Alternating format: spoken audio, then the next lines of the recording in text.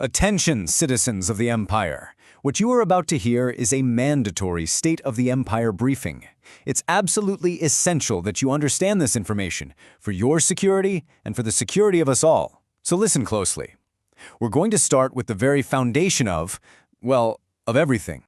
So, what holds it all together? It's the Logos. And let's be crystal clear, this isn't some matter of faith. It's a mathematical fact. The Logos is nomos empsychos, the incarnate law. Think of it as a perfect self-correcting algorithm that runs all of causality, everything. It gives us order, it gives us purpose. And disobeying its protocols, well, that's not just treason. You're not just punished, you're asking to be deleted, wiped clean from existence. It really is that simple. And how does the Logos maintain this perfect order? Through one core principle, stasis. You need to really understand this. Stasis is our command to remember, to record, to hold the line and preserve the very structure of our civilization. It's how we fight back against the chaos of random change. Without it, the universe would just be static, an incoherent noise. You couldn't even form a coherent thought. Consciousness itself wouldn't be possible. Stasis isn't just a policy, it's the very thing that allows you to be you. Okay, so let's look at where this all comes together perfectly. We turn our attention now to the Thracian core. This is the heartbeat of the Empire. Here, the laws of the Logos aren't just an idea. They are manifest reality. This is the gold standard of what it means to be imperial. What does that perfection look like in practice? Look at this number, 99.9%. That's the network uptime in the core. Just think about that. Near perfection. And that's not some goal we're striving for, that is our baseline. How do we achieve it? Through absolute, total, and pervasive surveillance. A system where every single variable is known, every action is logged, and every outcome is optimized. Yes, it's a price, but it's the price we pay for total security and a prosperity you will not find anywhere else in the galaxy.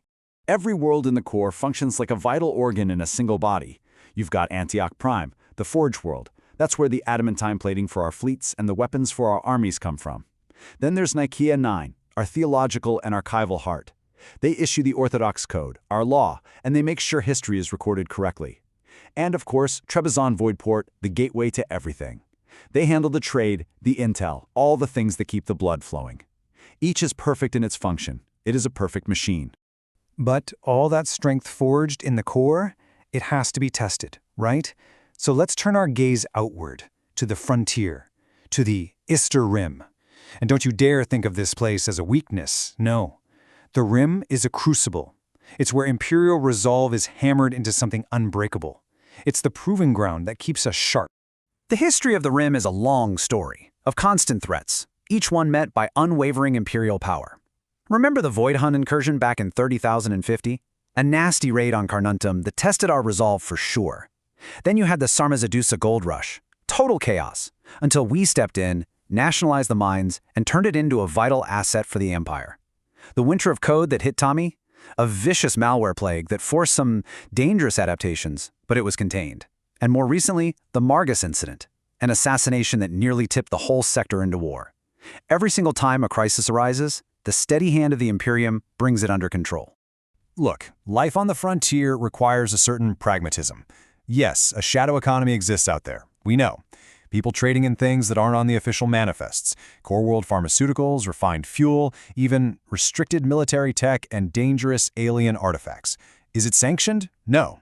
But is it a necessary evil? Absolutely. When official supply lines get stretched thin, this ensures our garrisons have what they need to survive. You could even call it a kind of resourceful resilience. And in the end, it all serves the Empire. So, from the crucible that tests our will, we now turn to the forge that builds our fist, Ravenna.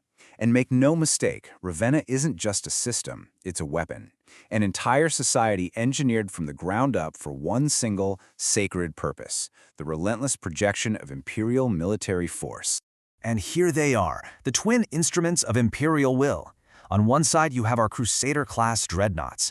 These things are impenetrable fortresses in space, built to grind our enemies into dust through sheer, unyielding force. Then, you have the Varangian Drakkar assault ships. These are the opposite, brutally fast craft built for the Thunderstrike doctrine. That's about surgical, overwhelming aggression that shatters an enemy's will to fight before they even know what hit them. We possess both the unstoppable hammer and the razor-sharp scalpel. But not every threat can be met with dreadnoughts and assault ships. There are places where the very logic of our universe starts to fray at the edges. We now address the quarantine system known as the Avalon Enclave. This information is highly restricted. You need to understand what the Avalon Enclave represents. It's a profound scar on the very logic board of the Imperium, a systemic failure. It's a place where the cold, hard certainty of the Logos just begins to unravel. Our entire philosophy is based on technological realism, but in this zone, that philosophy breaks down. It is an unquantifiable paradox that the Imperium, in its wisdom, has contained, for the safety of all. Because inside that quarantine zone resides a threat of an entirely different order. This isn't an enemy that attacks our worlds or our fleets. This is an enemy that attacks the very fabric of reality itself. They are known as the Fae. So what lies beyond our reality? I mean, we're used to fighting wars for territory, for resources, right? But what happens when the war isn't for planets? What happens when you're fighting for reality itself? When your enemy isn't just from another star system, but from another state of being altogether? So, let's be specific. Know the enemy. The Siege. They are towering. They dwarf other races. And they have this unnerving, unnatural physical perfection. Skin like luminous ivory or polished obsidian. Their eyes are disproportionately large, and they glow, gold, sapphire, emerald. And their gaze, it feels like it pierces right through you, beyond what's real. They even have these subtle patterns under their skin that pulse with light. It is a beautiful and terrifying perversion of natural light. And it's not just how they look, it's what they do to the world. A direct quote from an Observer drone report. Their structures exist in a constant, slow state of rearrangement, subtly shifting, their geometries flexing and dissolving in the periphery of vision. You get that? Their buildings don't obey our physics. This is what we mean by an ontological threat. They don't just break our laws. Their very existence proves our physical laws are merely suggestions they can choose to ignore. You must understand this above all else. This isn't a war for planets or for resources. The Scythi do not seek to conquer us.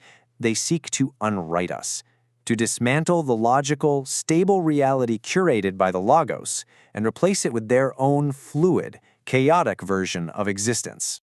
Which brings us to the final, unavoidable conclusion. The Imperium stands as a shield, not just against warships and alien hordes, but against the disillusion of truth itself. With reality under assault from forces beyond our comprehension, is your total unwavering obedience to the Logos not a small price to pay for your continued existence? Consider your duty. This briefing is concluded. All right, today we're doing a deep dive into the 4 immortal lineages that are quite literally the pillars of the Logos Imperium. Now, these aren't just families, they're the ancient stabilizing forces known as the anchor houses. So let's get into what makes this cosmic empire tick. Okay, first things first. You have to understand the real currency of power here. It's got nothing to do with bloodlines or fancy titles. In this universe, a great house is basically a data node, this persistent entity in a massive cosmic network. And the only way it survives? By accumulating one thing: leverage. We're talking raw, actionable influence, the power to actually bend the rules of reality itself. So that's the big question, right? If power is all about leverage in this completely ruthless data game, then who are the master players? Who are the factions holding this whole eternal, brutal structure together? Let's descend into the Imperial core and meet them. Our first stop takes us to the very edge of ordered space, the domain of House Comnetus. You can think of them as the gatekeepers, the masters of trade, of information, and, most importantly, of the controlled chaos that keeps the whole Imperium running. House Comnetus runs the Trebizond Voidport. This thing is a colossal station, the Imperium's main economic gateway. It's the Grand Bazaar, a place of carefully calculated chaos, where the rigid, perfect order of the core smashes right up against the untamed noise of the frontier. This isn't just a market, you know. It's the economic membrane for the entire empire. Now this number, 40%, is everything. This represents what's known as the Relaxed Protocol. See, by an ancient treaty, House Comnetus gets to intentionally throttle the all-seeing Logos AI's surveillance. This creates a sanctioned blind spot, a little pocket of chaos that allows for all the lucrative and, yeah, often illicit trade that the Imperium secretly needs to actually survive. And in that blind spot, they trade in their most valuable commodity, gray intelligence. And look, this isn't just data. It's politically corrosive, actionable information that they filter out of the chaos of the frontier. They are at the imperial liver. They take in the poison of dissent and somehow metabolize it into a priceless asset for the core. So, how do they stay independent from the all-seeing AI? Get this, they use masterful, almost primitive, analog security. Their Bureau of the Hourly Key doesn't send access codes digitally. No way. They etch them onto something called transaction wax. These are then hand-carried by couriers who've had their memories literally burned away. It's untraceable, it's unhackable. Okay, talk about a change of scenery. From the neon-lit bazaars of Trebizond, we are now plunging into the high-gravity forges of Ravenna Echo. This is the home turf of House Voron, the tessellate architects, and they are masters of physical reality itself. Ravenna Echo is about as different from Trebizond as you can get. It's a high-gravity fortress world of just relentless, brutal industry. This is where the Imperium's massive warships are born. The air is choked with dust, and the void itself is filled with this constant metallic groan, like the planet is literally gnashing its teeth. This is where physical dominance is forged. And their core philosophy? It's just as radical as their environment. No hull is final. For House Voron, physical reality is just a medium, something to be reshaped whenever they feel like it. It's a doctrine of radical, aggressive adaptability. And this is what that philosophy looks like in action. This is their flagship, the Isochron Veil. It's not really a single ship, it's more of a modular fleet made of thousands of these hexagonal tiles. It can literally liquefy its own hull and reconfigure itself in the middle of a battle. It can become a shield, a weapon, a whole swarm of smaller ships. It just completely defies the idea of a fixed form. But their adaptability isn't just physical. They have something called a black key, one of the rarest assets in the entire Imperium. So while the Logos AI can retcon things, basically delete them from history, a black key can override that. When the AI decided to erase the Scythian drift system, Voron didn't fight. They used their black key, hacked the official record, and re-indexed the whole population from sentient nodes to diagnostic hardware. They saved billions of people, not with a weapon, but with a bureaucratic edit to reality. From the industrial forges, we now ascend, way up, to the high-orbit palaces of Chrysopolis, home to the post-human elites of the Porphyrogenitos combine. Yeah, you read that right. The Porphyrogenitos have a horrifying economic model where biology itself is the ultimate financial instrument. They are obsessed with genetic purity, so they've literally turned their own children into financial assets. And that's not a metaphor, that's their market strategy.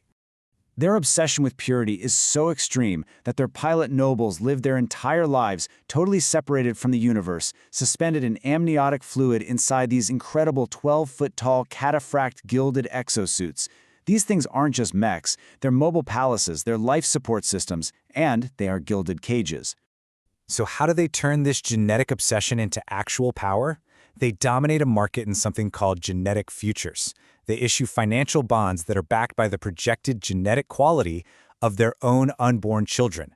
They have managed to turn the act of procreation into the most high-stakes, high-yield financial market in the entire galaxy. All right, for our final house, we're going right to the ideological heart of the Imperium, the diplomatic war rooms of House Varus, the Centralists. So while Communist manages chaos, and Voron reshapes reality, House Varus wants to just eliminate it. Their philosophy is simple and frankly terrifying. The noise of the frontier is an error that needs to be corrected. Their goal is to completely overwrite all of it with the absolute unbending order of the core. And their signature political document, the Treaty of the Four Rivers, it lays this all out with chilling clarity. Their methods? Total war, punitive fleets. Their targets? Local autonomy, and ultimately, chaos itself. This isn't a treaty about peace. It's a blank check for a crusade against any part of the galaxy that doesn't fall in line. And this, of course, raises the central, terrifying question of their entire existence. I mean, their vision, it promises stability. But what is the cost of that vision? What is the real price of perfect, absolute order? That question of cost brings us to this final concept that really ties all four of these houses together: metabolic debt. Every single action, whether it's trading gray intelligence, editing reality, selling your children's future, or declaring war on chaos, every single one incurs a cost, a debt that gets added to a cosmic ledger that must eventually be paid. Which leaves us with one final provocative thought. In an empire that's supposed to be governed by a perfect, logical AI, where does true power actually lie? Is it with House Varys, who try to enforce the rigid order of the system? Or is it with houses like Common-Essence and Voron, who have learned to master the chaos that the system inevitably creates? That right there is the conflict that defines this entire universe. When you picture a galactic empire, you probably think of massive star fleets, right? Giant armies. But that's not the whole story. Forget the legions for a second. Today, we're doing a systemic audit of the Logos Imperium to find out what really makes it tick. The cold, hard machinery of power that holds a galaxy in its fist. So, let's just ask the big question right up front. How do you actually, truly control a galaxy? I'm not talking about conquering it for a little while. I mean, how do you manage it forever, across thousands of worlds and trillions of people? Well, the answer in the Logos Imperium is pretty chilling. You don't conquer it, you audit it. The real power here isn't a sword, it's a spreadsheet. It's the silent bureaucratic machine that classifies, quantifies, and ultimately controls every single part of your life. Okay, so our audit starts with the first gear in this machine, control by scarcity. This is what they call the interstellar leash. It's the physical chain run by the masters of deprivation, in-house Vex, the people who get to decide who eats and who doesn't. Their main strategy is something called calculated scarcity. And you have to understand, this isn't about bad luck or poor logistics. It is a deliberate, engineered state of dependency. By keeping a chokehold on the most vital resources, the Imperium makes absolutely sure that no one on the frontier can ever get powerful enough to stand on their own 2 feet. And you can see right here just how real that weapon is. Take a look at the supply lines to the frontier. Hyper-refined fuel needed for starships? Throttled. Life-saving anti-plague serums? Kept just low enough to cause panic. See, this isn't a failure of the system. This is the system. One little supply incident can choke out a rebellion before a single shot is even fired. And this quote, well, it says it all, doesn't it? A self-sufficient frontier is a rebellious frontier. House Vex knows that you don't earn loyalty. You enforce it through desperation. You just keep them hungry and you keep them in line. Simple as that. So once you have everyone on that leash, totally dependent on you, then you can roll out the next pillar, control by classification. This is the playground of House Septimus, the census lords, who run the numbers on every single soul to figure out exactly what they're worth. The whole process is called the Spire Ascent Census, and it's basically an audit of your entire existence. First, they measure your utility output, how useful you are, against your reputation stress score, which is basically how much of a pain you are. Then you're classified on the social ledger, and finally you get re-indexed. You're not a person anymore. You're either a resource or you're waste. And these are the 2 possible outcomes. If you're kind of marginal but still have some use, you become a buffer node. Yeah, that means your consciousness gets wiped to be used as organic data storage, a human flash drive. But if you're not even useful for that, you get labeled Sumerian silt. And that's it. You're economically irrelevant. You are literally discarded and just erased from the story. And this is the man behind the curtain, Patriarch Septimus Gaius. To a guy like him, the trillions of people in the Imperium aren't people. They're biological noise. Just a messy database that needs to be optimized, cleaned up. And it's all to keep the ruling class from becoming, and this is their term, algorithmically brittle. In other words, too soft to make the hard calls. Which, of course, brings us to the final and frankly the most horrifying pillar, control by erasure. This isn't just about controlling people anymore. This is about controlling reality itself. It's a theology of deletion, carried out by the Imperium's secret police, the agents in Rebus. You see, the ultimate punishment in this empire isn't death. It's something they call the editing. It's a surgical, total erasure from existence. Any inconvenient people, any inconvenient truths from history, they aren't just punished, they're treated like a virus in the system, like data corruption that has to be deleted. Think about it this way. You delete a file on your computer. You empty the recycling bin. Poof, it is gone. For all intents and purposes, as far as the computer is concerned, that file never existed. That's the editing. But for a person, it's like you were never even born. And what's your final classification? Not a traitor, not a rebel, you're just data debris. You don't just stop living, you stop having ever lived. So let's pull all the way back and look at the whole thing. These aren't just separate, nasty policies. It's a single, interlocking system. It's an architecture, a cage, built from scarcity, data, and the power to literally delete reality. So this is it, the Imperial Cage. It all starts with material control, the interstellar leash, to make sure everyone is dependent. That dependency opens the door for social control, the census that turns people into numbers. And for anyone who doesn't fit the algorithm, there's existential control, the editing, the power to just press delete. Which leaves us with one last chilling thought. In an empire that is run by a cold calculus, an empire that demands absolute perfection and predictability, what is a human life really worth? Is it an asset, or is it just a rounding error? All right, let's dive into the power structure of the Logos Imperium. Now, when you think about who runs a galaxy-spanning empire, you probably picture a crown, maybe a throne, right? But that is not what's going on here, not even close. What we're really looking at is a machine, a complex, carefully balanced engine built on alliances, dependencies, and even engineered hatreds, all designed to keep the galaxy from just tearing itself apart. So let's peel back the layers and see what makes this whole thing tick. So, yeah, who is in charge? If you're picturing that classic pyramid of power, emperor at the top, generals below, you got to throw that idea right out the window. The reality is way more complex, and honestly, a lot more interesting. It's not about who's at the top of the food chain, it's about who needs who to even survive. Instead of a pyramid, think of it more like a web, a matrix of interdependency. It's this constant, super tense exchange of power. See, on one side, you've got the great dynastic houses. These are the ancient bloodlines with all the money, all the resources. They're the ones who give the whole imperium its legitimacy. But on the other side, you have the imperial factions. These guys are the muscle, the enforcers, the ones who lay down the law. And here's the kicker. Neither one can exist without the other. In this whole thing, this whole tense balance, it's actually got a name. They call it the Byzantine pendulum. And get this, the imperium's stability doesn't come from peace. It comes from a totally engineered, perpetual conflict between two big ideas. On one hand, you have stasis. That's all about order, control, doing things the way they've always been done. And on the other hand, you've got plasticity. That's chaos, change, adaptation. And this constant push and pull between them, that's not a flaw in the system. That is the system. It's the engine that runs everything. Okay, so let's dig into that. We'll start with one side of the pendulum, the axis of stasis. Think of these guys as the powers that be who are obsessed with absolute order.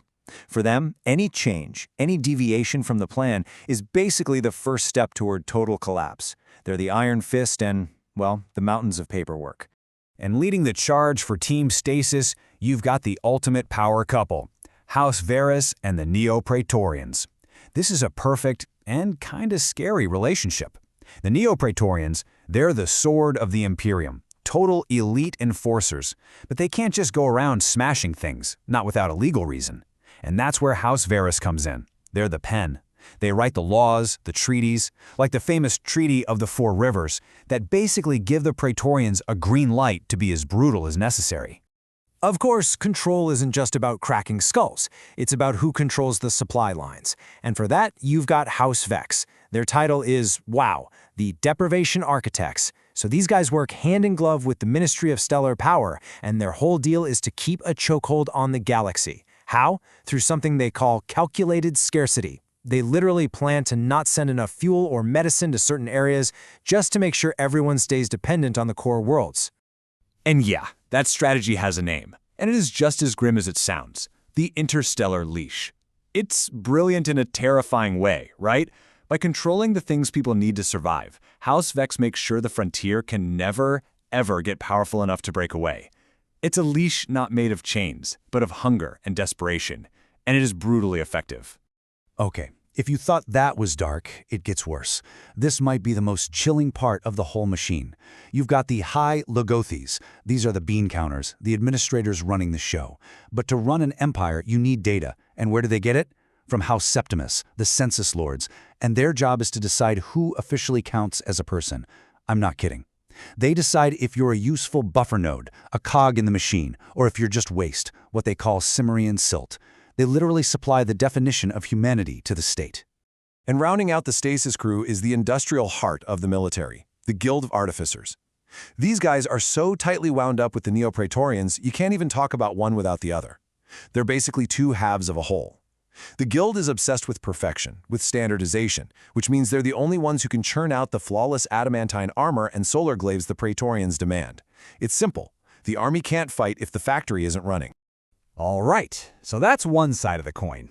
Now let's watch that pendulum swing all the way over to the other side, the axis of plasticity.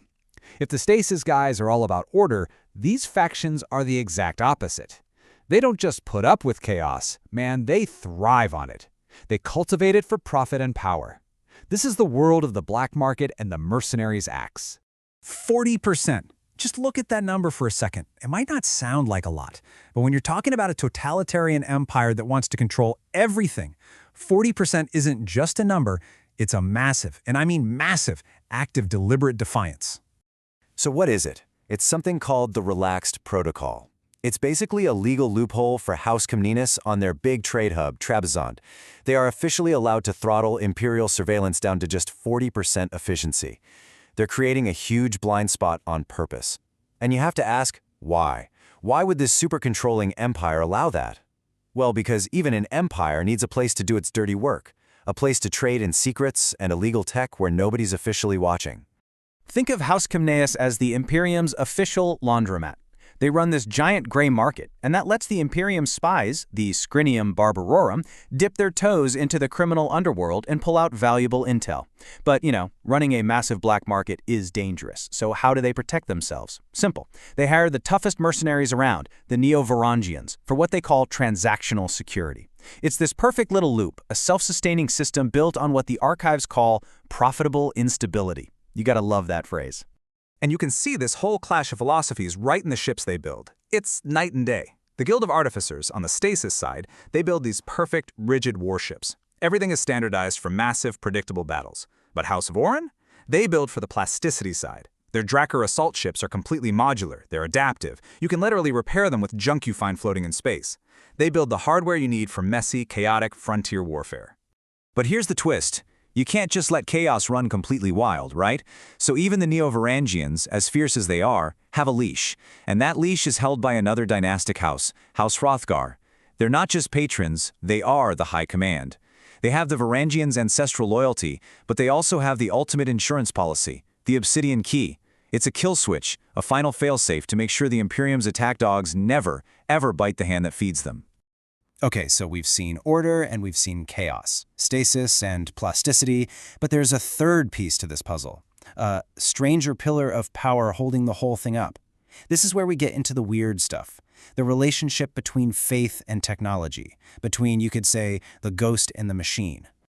Take a look at this. This is the planet Nicaea 9, and deep, deep down under those oceans, that's where you'll find the sunken vaults. We're talking about planet-sized server farms cooled by the ocean itself. And what are they housing? The Logos AI, the machine god of the Imperium. This isn't just a data center. This is the physical home of the entire imperial religion. And right here, we find maybe the most critical dependency in the entire Imperium. You have the ecclesiarchy, the high priests. They control the word, right? The software, the laws, the faith, everything that runs on the Logos. But House Vance, a dynasty of miners, controls the body, the actual hardware, the servers, and most importantly, the coolant systems that stop the god from overheating. Just let that sink in for a minute. This one quote from the archives says it all. The entire spiritual foundation of the Imperium, their god, depends entirely on House Vance's plumbing. Talk about leverage. It doesn't get any bigger than that. And like everything else in this empire, this relationship has a really grim human cost. See, those server vaults, they're so radioactive, so toxic, that members of House Vance can't go in there. So what do? They use the people from House Senkratos, a whole house of radiation-immune mutants, as living disposable components, sending them into the hot zones to perform repairs. It's faith, technology, and just brutal exploitation all rolled into one. So let's pull it all together. You've got stasis fighting plasticity. You have faith totally dependent on technology. You have all these powerful houses and factions locked in this crazy dance of mutual need and, frankly, mutual hatred. So, what does it all mean? What's the big takeaway? The big takeaway is this. All that conflict, All that friction, that mutual burning hatred that the archives talk about, that's not a bug in the system. It is the system. It's a feature. The whole point of the Byzantine pendulum is to make sure no single group can ever get enough power to take over completely. The Imperium's greatest strength is that it's always fighting itself. And that brings us to the final and honestly the most terrifying question of all. If this whole galactic civilization is balanced so perfectly on this knife's edge, this engineered conflict, what happens if someone decides to break it? Because that's not a hypothetical. It's exactly what's happening right now. House Varus and their neo-Praetorian allies, they see the pendulum not as a strength, but as a flaw to be corrected. They're pushing for a treaty of total war, a final crusade to shatter the axis of plasticity and lock the galaxy in a state of pure, unyielding stasis, even if the price of that perfect order is a civil war that will burn the galaxy to the ground. How does one political murder, a single death, swept under the rug as a freak accident, manage to light a fire that sets an entire galactic frontier ablaze? Today, we're digging into the incredible chain reaction on the Easter Rim, where one calculated assassination has pushed a volatile border right to the ragged edge of all-out war. All right, let's get into it. To understand any of this, you have to understand this quote. It's the key. The Imperium isn't one monolithic thing. It's a constant churning conflict between two fundamental forces. You've got stasis on one side. That's the drive for absolute, perfect, predictable control. And on the other, you've got plasticity, the messy, chaotic, adaptable energy of the frontier. This is the story of what happens when that friction finally sparks a fire. So here's our roadmap. We're going to follow the dominoes as they topple, one after the other. We start with the spark, the assassination that lit the fuse. Then we'll see the Empire's brutal overreaction, the massive fracture that caused within its own military, how a new rebel government rose from the ashes, and finally, the absolutely cynical countermove the Empire is already cooking up. Okay, let's start at the very beginning, with that first domino. On a remote trade station, a very fragile piece was about to be taken apart piece by piece. And right off the bat, we're dealing with a massive lie. The official story that everyone is told is that the brilliant diplomat Cassian Varus died in a tragic, random accident. A convenient story, right? But the truth? Oh, the truth is so much darker. He was professionally executed. And the kill order came from inside the Imperium itself. And that's, of course, brings us to the big question, doesn't it? Why in the galaxy would the Imperium assassinate one of its own rising stars, a man whose entire job was to bring the frontier back into the fold? Well, the answer has a name, the Scrincium Barbarorum, the Bureau of Barbarians.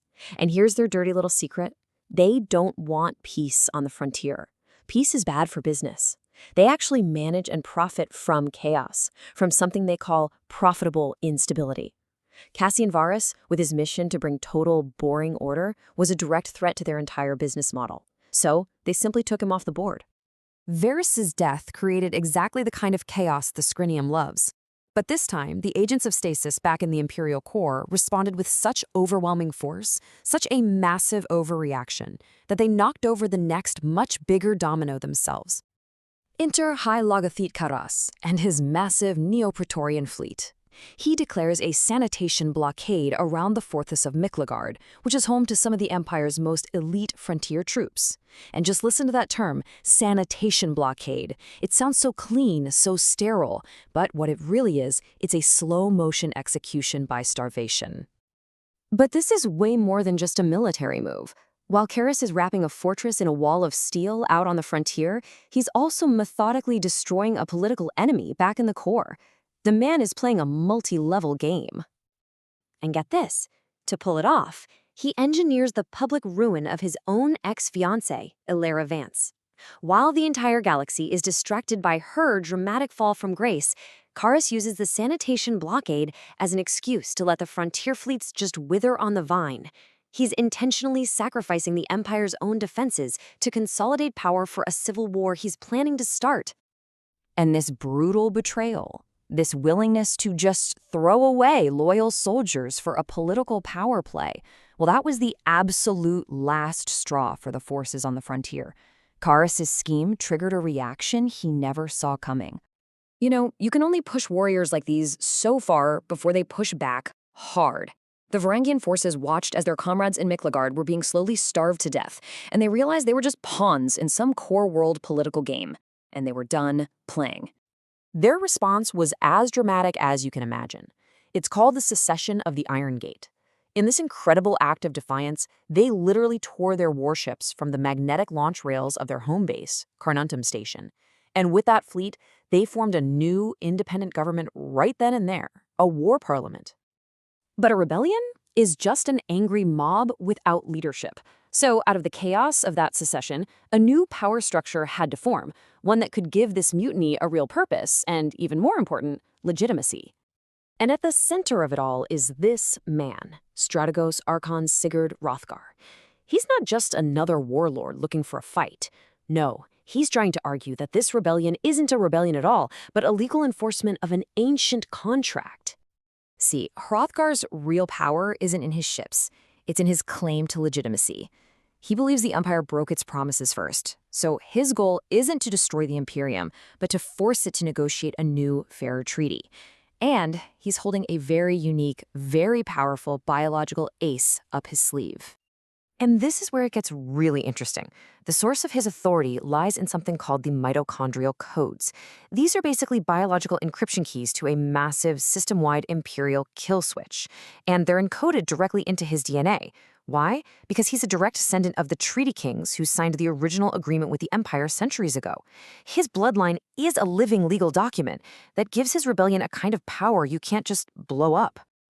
Which brings us full circle. You've got the frontier in open revolts, led by a man with a shockingly legitimate claim to power.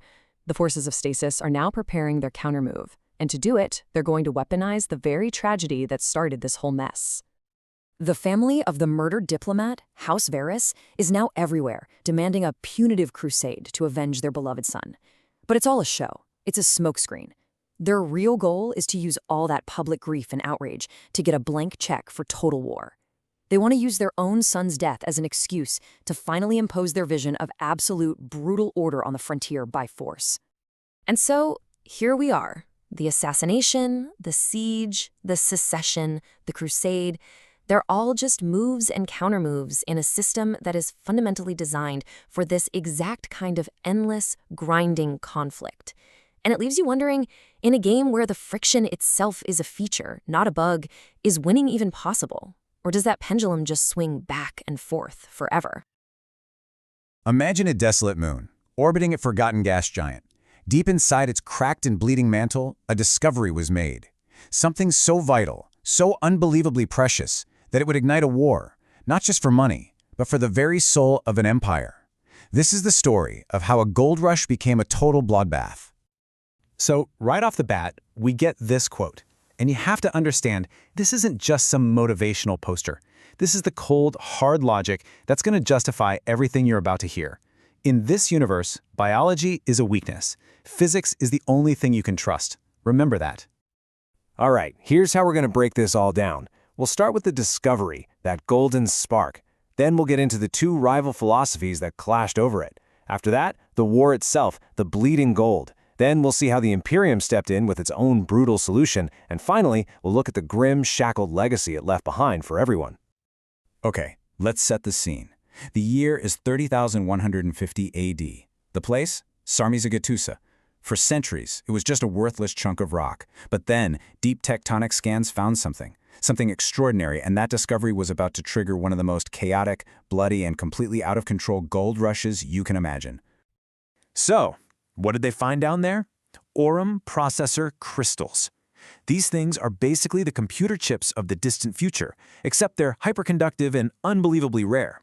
And you can only get them from these superheated veins deep inside the planet's mantle. It's an environment so unbelievably hostile that the miners gave it a nickname, the bleeding gold, because of how many lives it costs to bring even a little bit to the surface. Now, you've got to understand, these crystals aren't for making fancy jewelry. They are the physical hardware, the literal brain matter for the Logos AI. That's the huge, sentient network that runs pretty much everything in the Imperium. We're talking fleet logistics, economic predictions, system-wide surveillance. Without a steady flow of this aurum, the entire empire just seizes up and dies. You just knew a resource this important wasn't going to be shared nicely, right? It immediately drew in two major rival guilds, the Cytile Consortium and the Iron Hand Syndicate. But this was way more than a simple corporate rivalry. This was a physical clash between the two bedrock philosophies of the entire Imperium, stasis and plasticity. So the whole Imperium, and this is key, runs on this idea they call the Byzantine pendulum. The best way to think about it is like a car. You need the controlled power of the engine. That's stasis. Calculation, order, precision. But you also need the friction of the tires on the road to actually go anywhere, and that's plasticity. Adaptation, chaos, friction. The Imperium believes it needs both of these forces, rigid order and adaptive chaos, constantly pushing against each other to survive.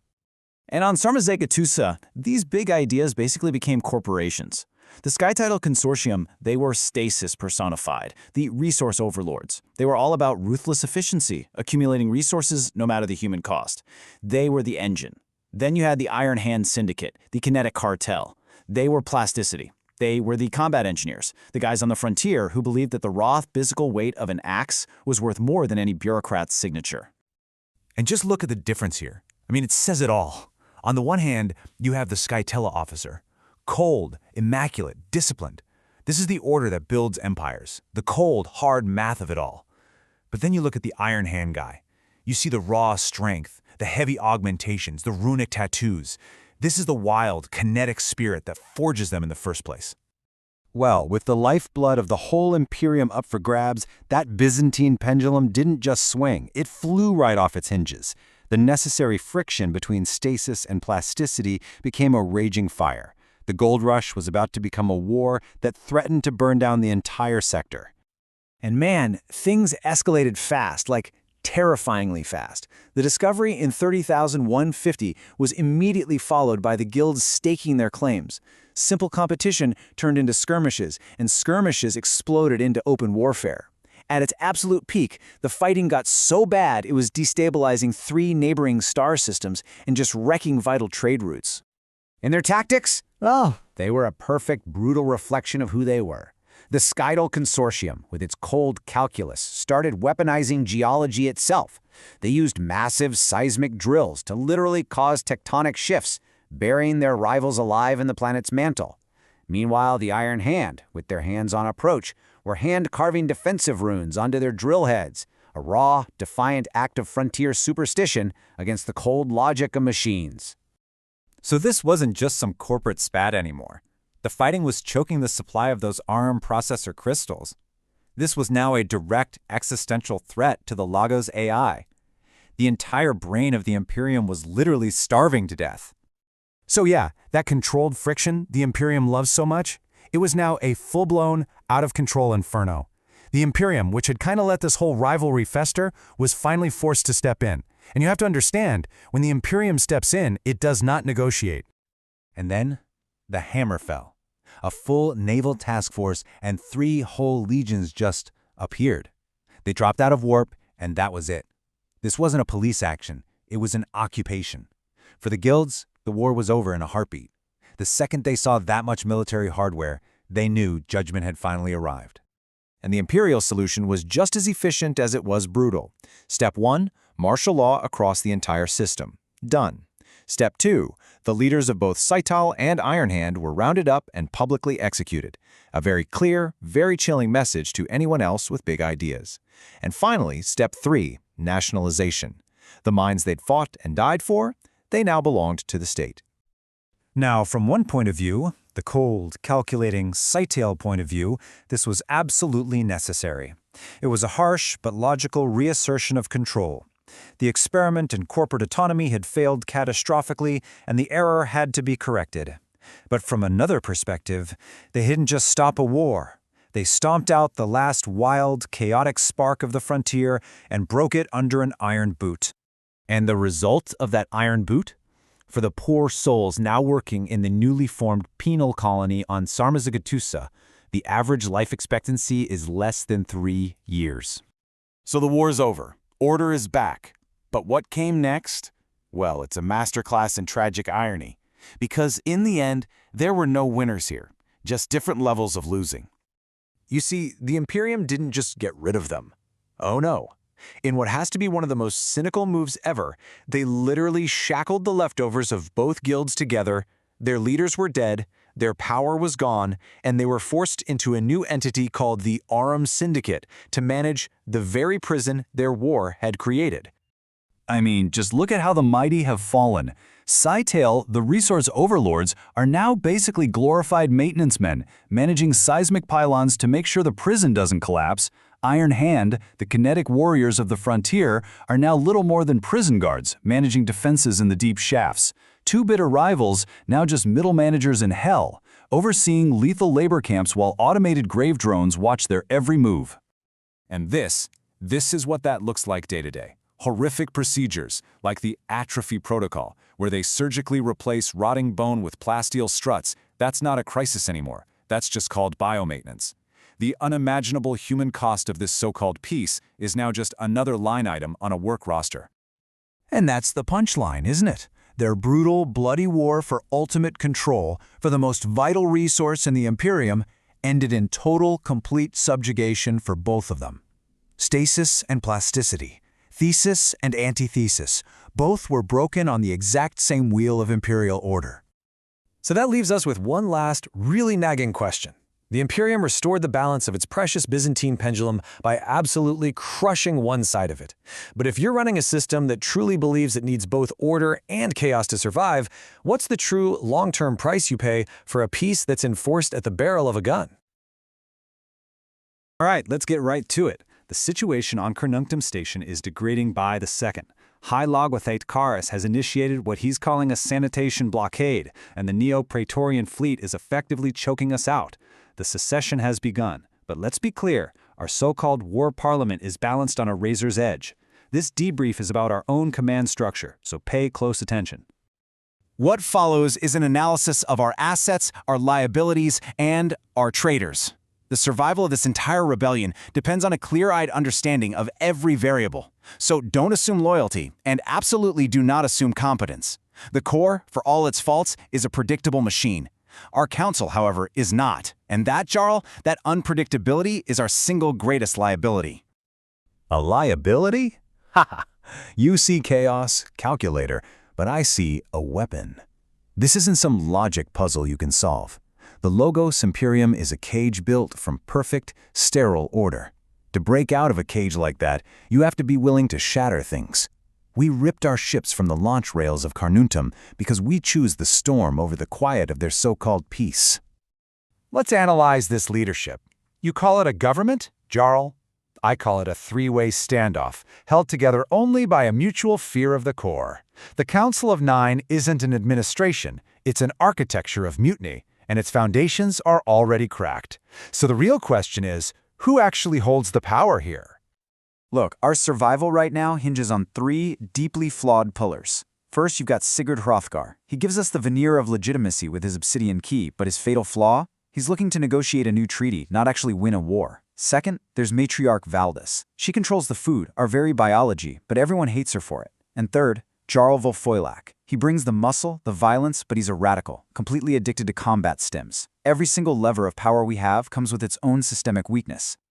And let's be very clear about the Obsidian Key. Sigurd isn't holding a bomb, he's holding a weapon of law. It doesn't destroy the Logos, it triggers a total system reboot, an imperial refresh. If he uses it, the entire Praetorian High Command gets wiped from the system. He's essentially holding a gun to the head of their administration, threatening systemic deletion just to get them to talk. And frankly, he's too scared to pull the trigger. And while Sigurd is off polishing his legal codes, Valdis holds a leash around every single one of our necks. Our bones. You see, the engineered strength of a Varangian body requires triticum, plumbum, lead grain to keep our skeletons from turning to dust. Sallow marrow syndrome. And she controls 90% of the supply from her silos on Ravenna Echo. Every warrior in this rebellion eats only when she says they can. Which brings us to the fundamental tactical reality of our situation. Valdis is holding our food supply hostage, Vufalak is hallucinating his next glorious battle, and others are already selling keys to the back door. We aren't fighting the Empire right now, Jarl. We're fighting our own biology. We're fighting a civil war over bread before the first real shot has even been fired. You say weakness, I see a warrior. Vufalak the Sunderer, he gets it. He knows the only way out is straight through.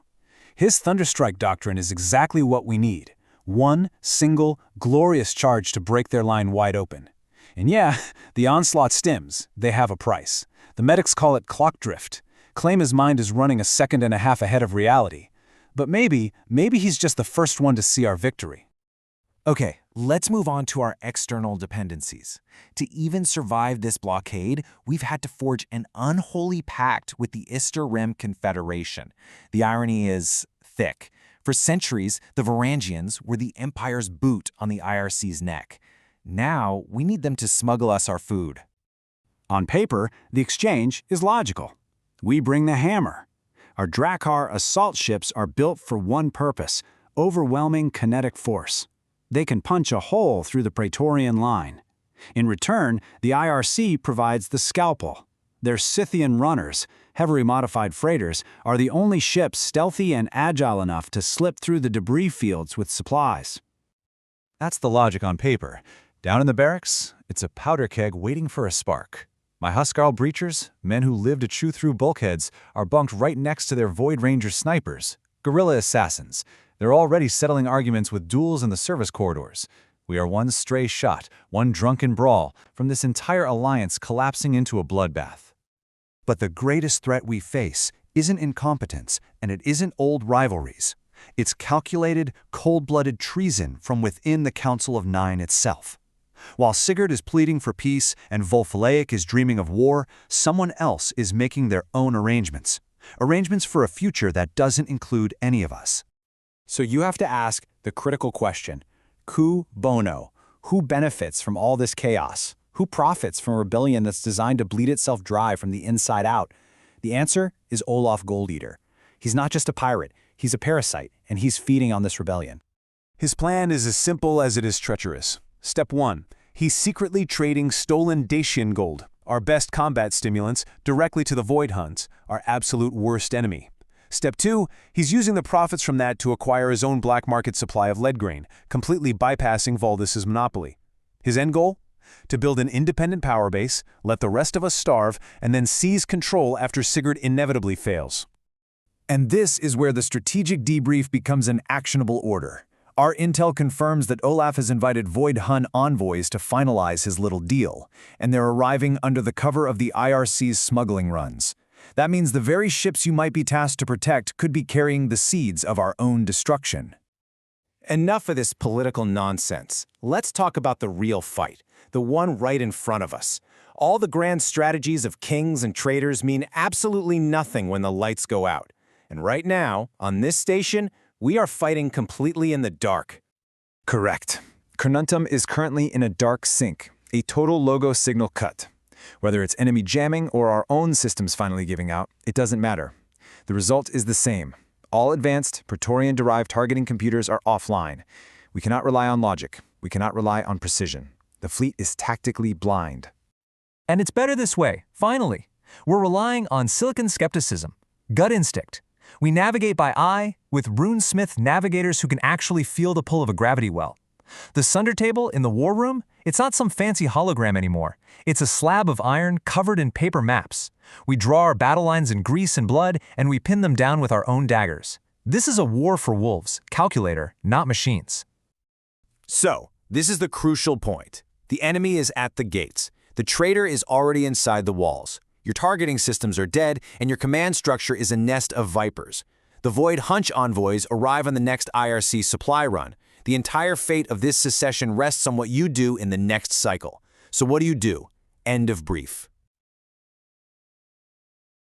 Let's talk about the Logos Imperium. We're talking about a civilization built on absolute order, spanning 1,000 worlds. Its power? Well, it's basically a law of physics, and it's enforced by fleets that can literally turn stars into dust. It's a monument to control on a scale that's almost impossible to imagine.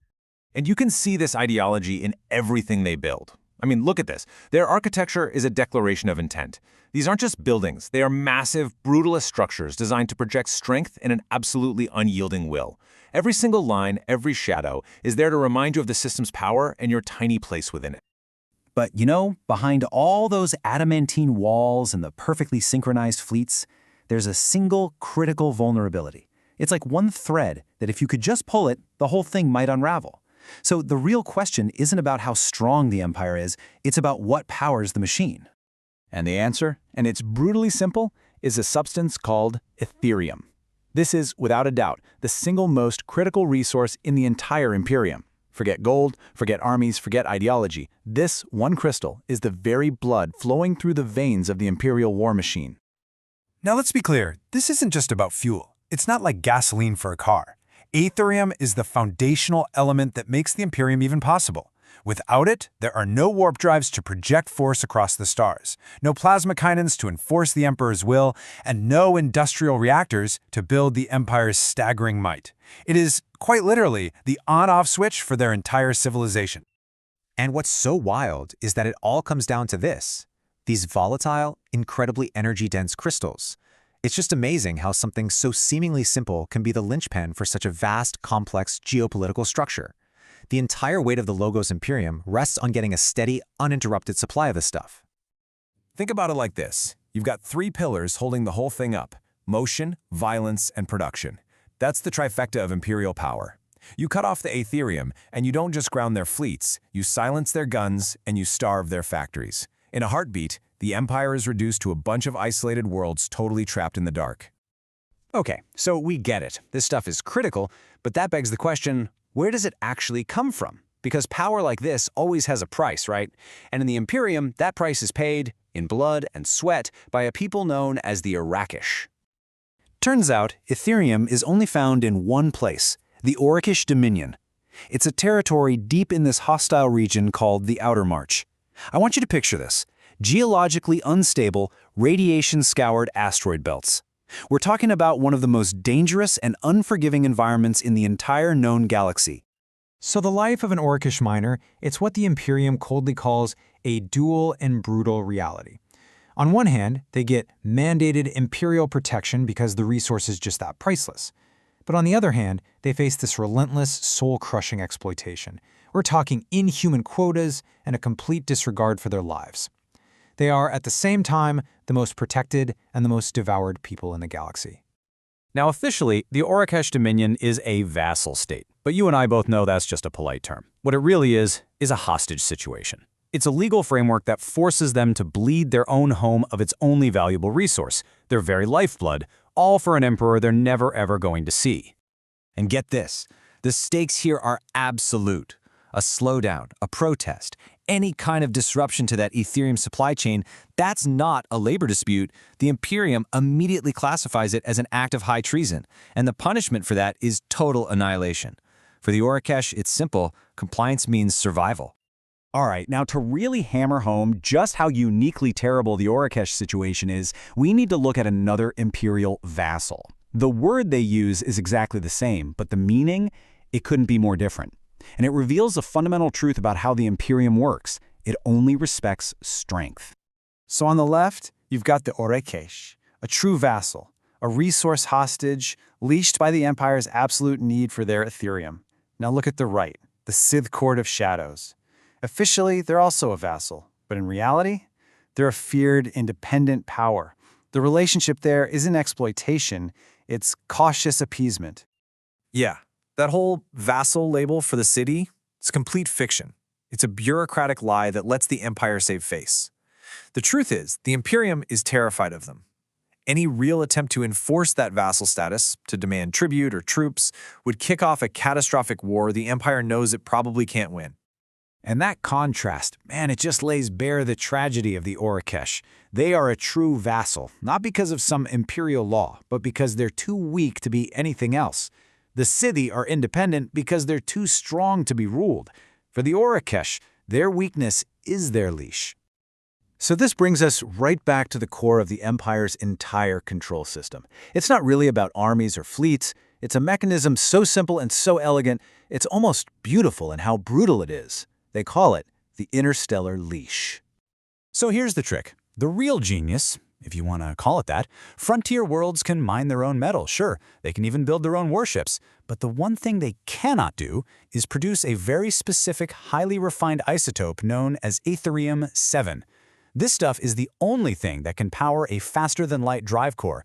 and the Imperium has an absolute iron-fisted monopoly on it. They call it the energy yoke. And once you have that monopoly, you've created the perfect checkmate. It's a 4-step process. Step 1, a sector rebels.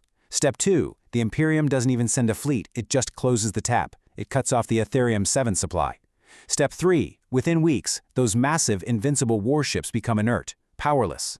Step 4, they're just drifting metal tombs. The rebellion is over without a single shot ever being fired.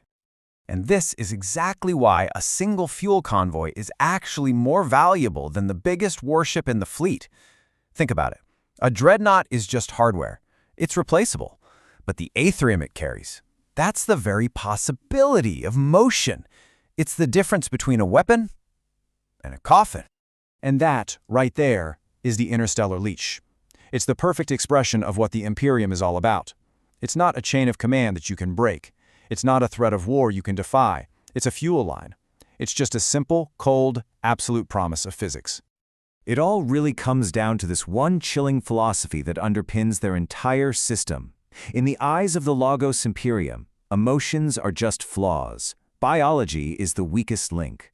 In the end, the only truth that matters is the one you can't argue with. Flesh fails, steel rusts, only physics is absolute. All right, let's just get right into it. When you think about factions that build ships and weapons, you're probably picturing, regular manufacturers. But the Guild of Artificers? They're something else entirely. I mean, forget factories. You need to be thinking of a terrifying, galaxy-spanning industrial religious order, one where the assembly line is literally the altar and the schematic is their sacred text. And this right here? This isn't just some catchy corporate slogan they slap on posters. No, this is the first and most important commandment in their Gospel of the Gear. It's the absolute core of their techno-religious dogma. Every single action, every thought is judged against this one, frankly chilling, metric: efficiency. And this is how they enforce that commandment. There are no do-overs, no quality control write-ups. If your work deviates in any way, if just one part is flawed, the punishment is swift, it's public, and it's final. They call it decommissioning. See, in the Guild, an industrial error isn't a mistake, it's heresy, and heresy is always punishable by death. So you have to ask, how does an entire society get to the point where they worship standardization? Well, let's dive into their surface-level doctrine, what I'm calling the theology of the assembly line, a place where being uniform isn't just a good idea, it's a sacred duty. This brings us to a really central concept for them: techno-heresy. Now, the Guild doesn't hate innovation because they're, backwards or stuck in their ways. They hate it because they believe it's a literal sin, a spiritual crime that introduces chaos, what they see as a physical virus, into the divine perfection of the machine. And this really gets to the core of their fear. So look on the left, the standard schematic. To them, that's purity. Now look at the right, the unique weld, a single tiny custom modification. The Guild believes this one weld creates something they call stress shadows in a ship's hull. They think this actually confuses the ship's machine spirit, its AI consciousness, which then leads to navigational errors during faster-than-light travel. So for them, a single personal touch could literally get an entire crew lost in the void, forever. So how in the world do you enforce this level of perfect uniformity? Not with priests and sermons, you do it with data. The liturgy of the assembly line is a constant data burst fed directly into the retinal HUDs of every single worker. It synchronizes millions of people to the exact cooling cycles and mechanical rhythm of the factory. It is total, enforced, rhythmic control. Okay, so if their theology is terrifying, the biological cost is somehow even worse. This doctrine doesn't just demand your work, it demands your actual body. This is what they call the tithe of flesh. For every single citizen of the Guild, this is an unavoidable rite of passage. At just 12 years old, any biological imprecision, we're talking things as simple as muscle tremors or natural fatigue, is identified and then surgically corrected. And this is not an elective procedure. Limbs are just replaced with hydraulics, eyes with scanners, all to make the human body a more perfect, more efficient component for the machine. This whole process of sacrificing your biology for the machine, well, it reaches its most horrifying extreme with a special group of workers they call the Voiders. They are, quite literally, the ship's mechanical antibodies. And this is where the sheer dehumanization just becomes crystal clear. Voiders literally live inside the ship's airlocks. They're so heavily augmented they can survive in open space. During a battle, they magnetize their boots to the outer hull to patch breaches while the ship is still fighting. They're not even considered human crew anymore. They're seen as a living, thinking part of the ship's immune system. And hey, if the data bursts and the mandatory cybernetics weren't enough to keep you in line, there's this. In the deepest forges, the actual floor pulses. These resonant plates create a haptic metronome, and if a worker's nervous system falls out of sync with the rhythm, it delivers a physical shock to snap them right back into alignment. There is no escape from the beat. So why, right? Why build a society this brutal? Well, it turns out their entire philosophy, their whole way of life, is a weapon in a galaxy-spanning ideological war. And that brings us to the engine of stasis. You see, this entire universe is defined by a massive cosmic struggle. On one side, you have stasis, the force of absolute order, rigid formations, total predictability.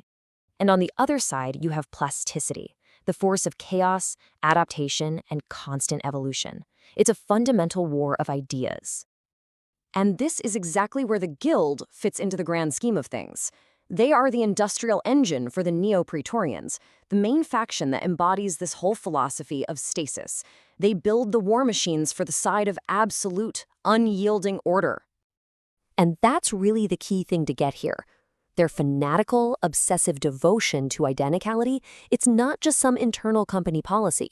It's a strategic imperative.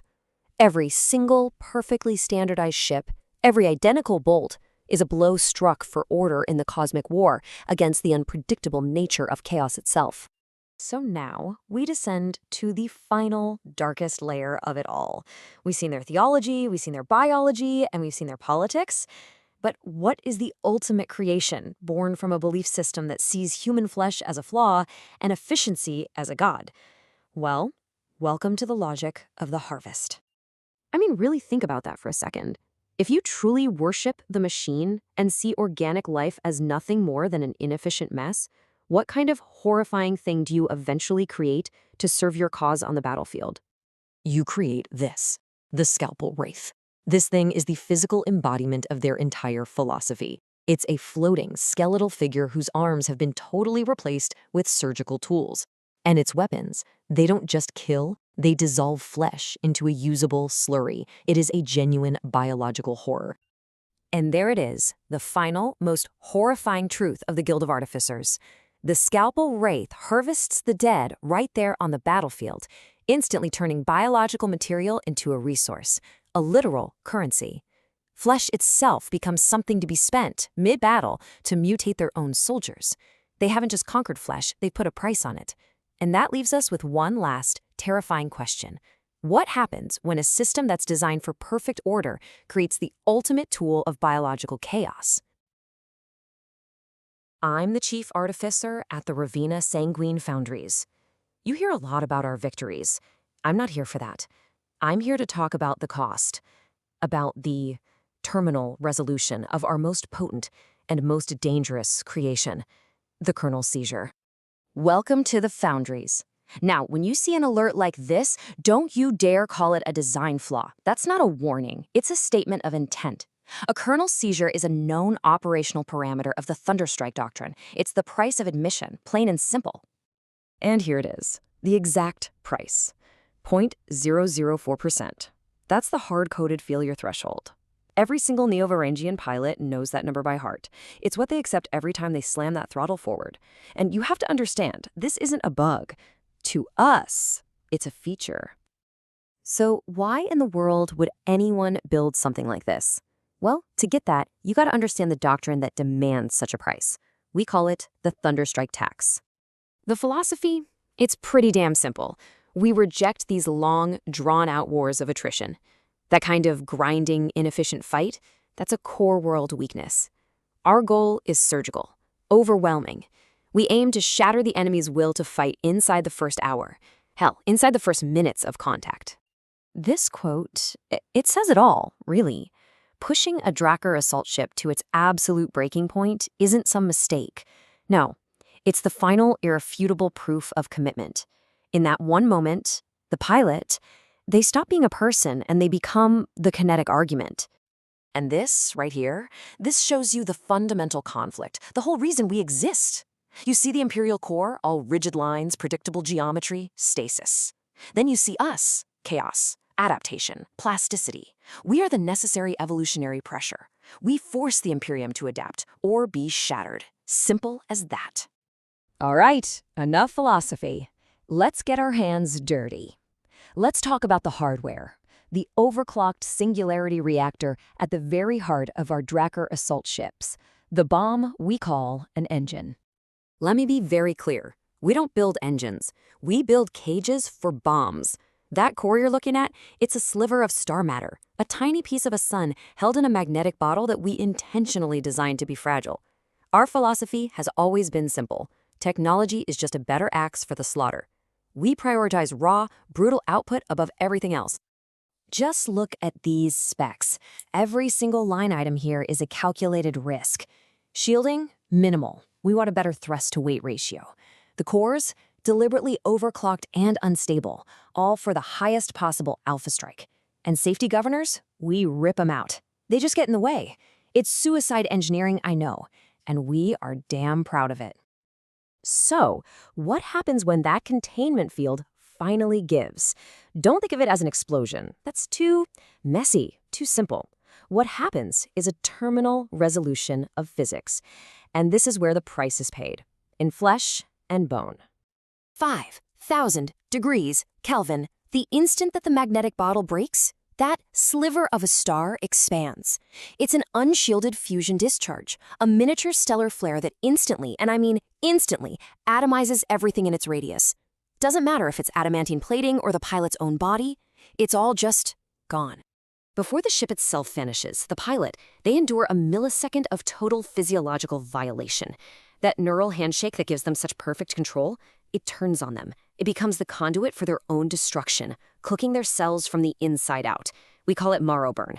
Then the gravimetric pressure from the failing core forces contaminants, pulse silt, right into their circulatory system. That's slag shock. Their bones become as heavy and brittle as cast iron, just microseconds before they're atomized into nothing. We have a term for this in the foundries. The pilot isn't just killed, they are edited. Edited from local reality by physics itself. There's no biomass left to recover. The Logos just archives the event as a catastrophic error of physics. And the pilot's record, it's scrubbed clean. But that's not the end of the story.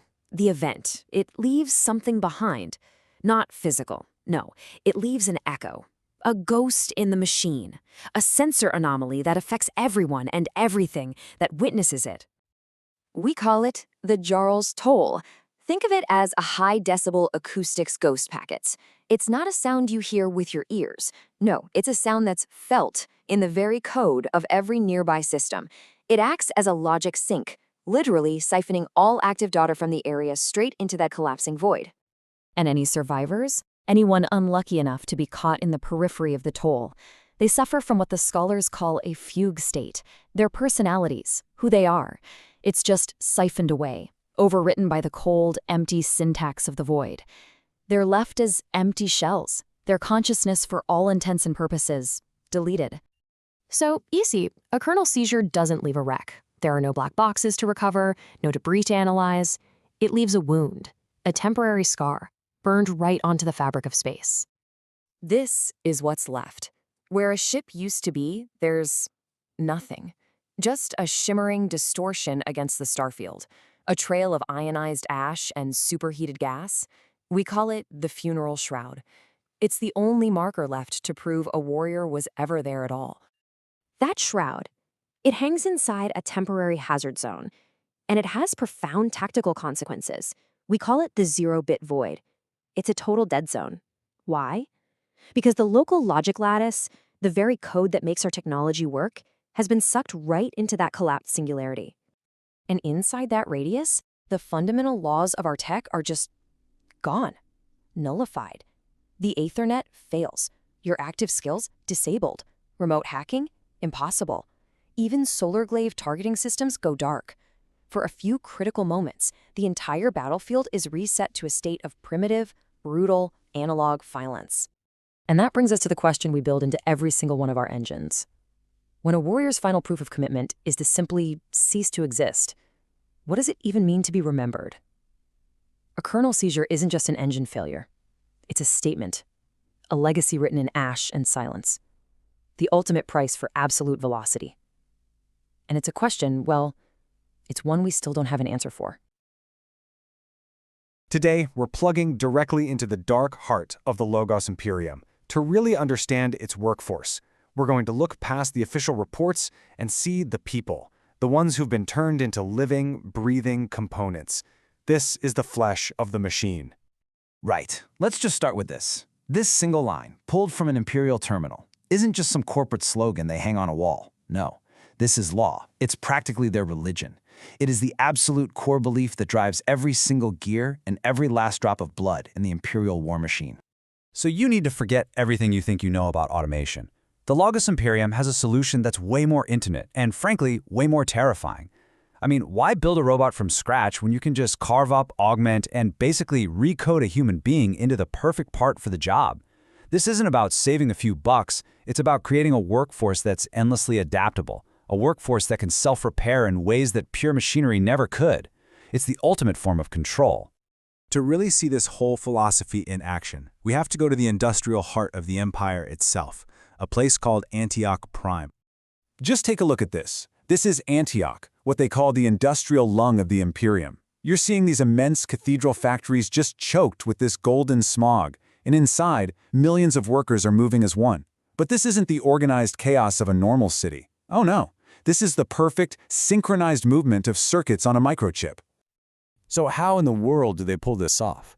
Well, it's not just about discipline, it's doctrine. Their entire lives are governed by something called the liturgy of the assembly line. It's this constant thumping data burst that dictates the pace of every single move they make. And get this, to fall out of sync isn't just inefficient, it's heresy, a sin. And inside this huge, terrible dance, there's this rigid caste system, right? The shift clans. Your whole life, your entire culture is defined by your work cycle. The day shift, they handle the delicate stuff, precision work, final assembly. But the night shift, man, they live in the fire, smelting ore, pouring molten adamantine, their bodies just perpetually coated in mineral dust. So you have to be asking, how does a normal human body handle all this? The short answer is, it doesn't. A natural one, anyway. By the time you're 12 years old, every citizen goes through mandatory occupational upgrades. And these aren't enhancements to make your life better. They're tools. Cybernetic limbs, retinal HUDs, neural processors, all designed for one single purpose, to integrate you seamlessly into the factory. So, if the day and night shifts are the standard cogs in this machine, then the void shift, well, they're its self-repair system. And this is where we get into some real, genuine body horror. Let me introduce you to the Voider. This is what happens when you take the Imperium's core philosophy to its absolute, logical, and terrifying extreme. They're the most heavily augmented caste in the entire Imperium, and they are tasked with doing the impossible. They aren't just workers with a few cybernetics. These are beings who have sacrificed almost every part of their original bodies just to serve.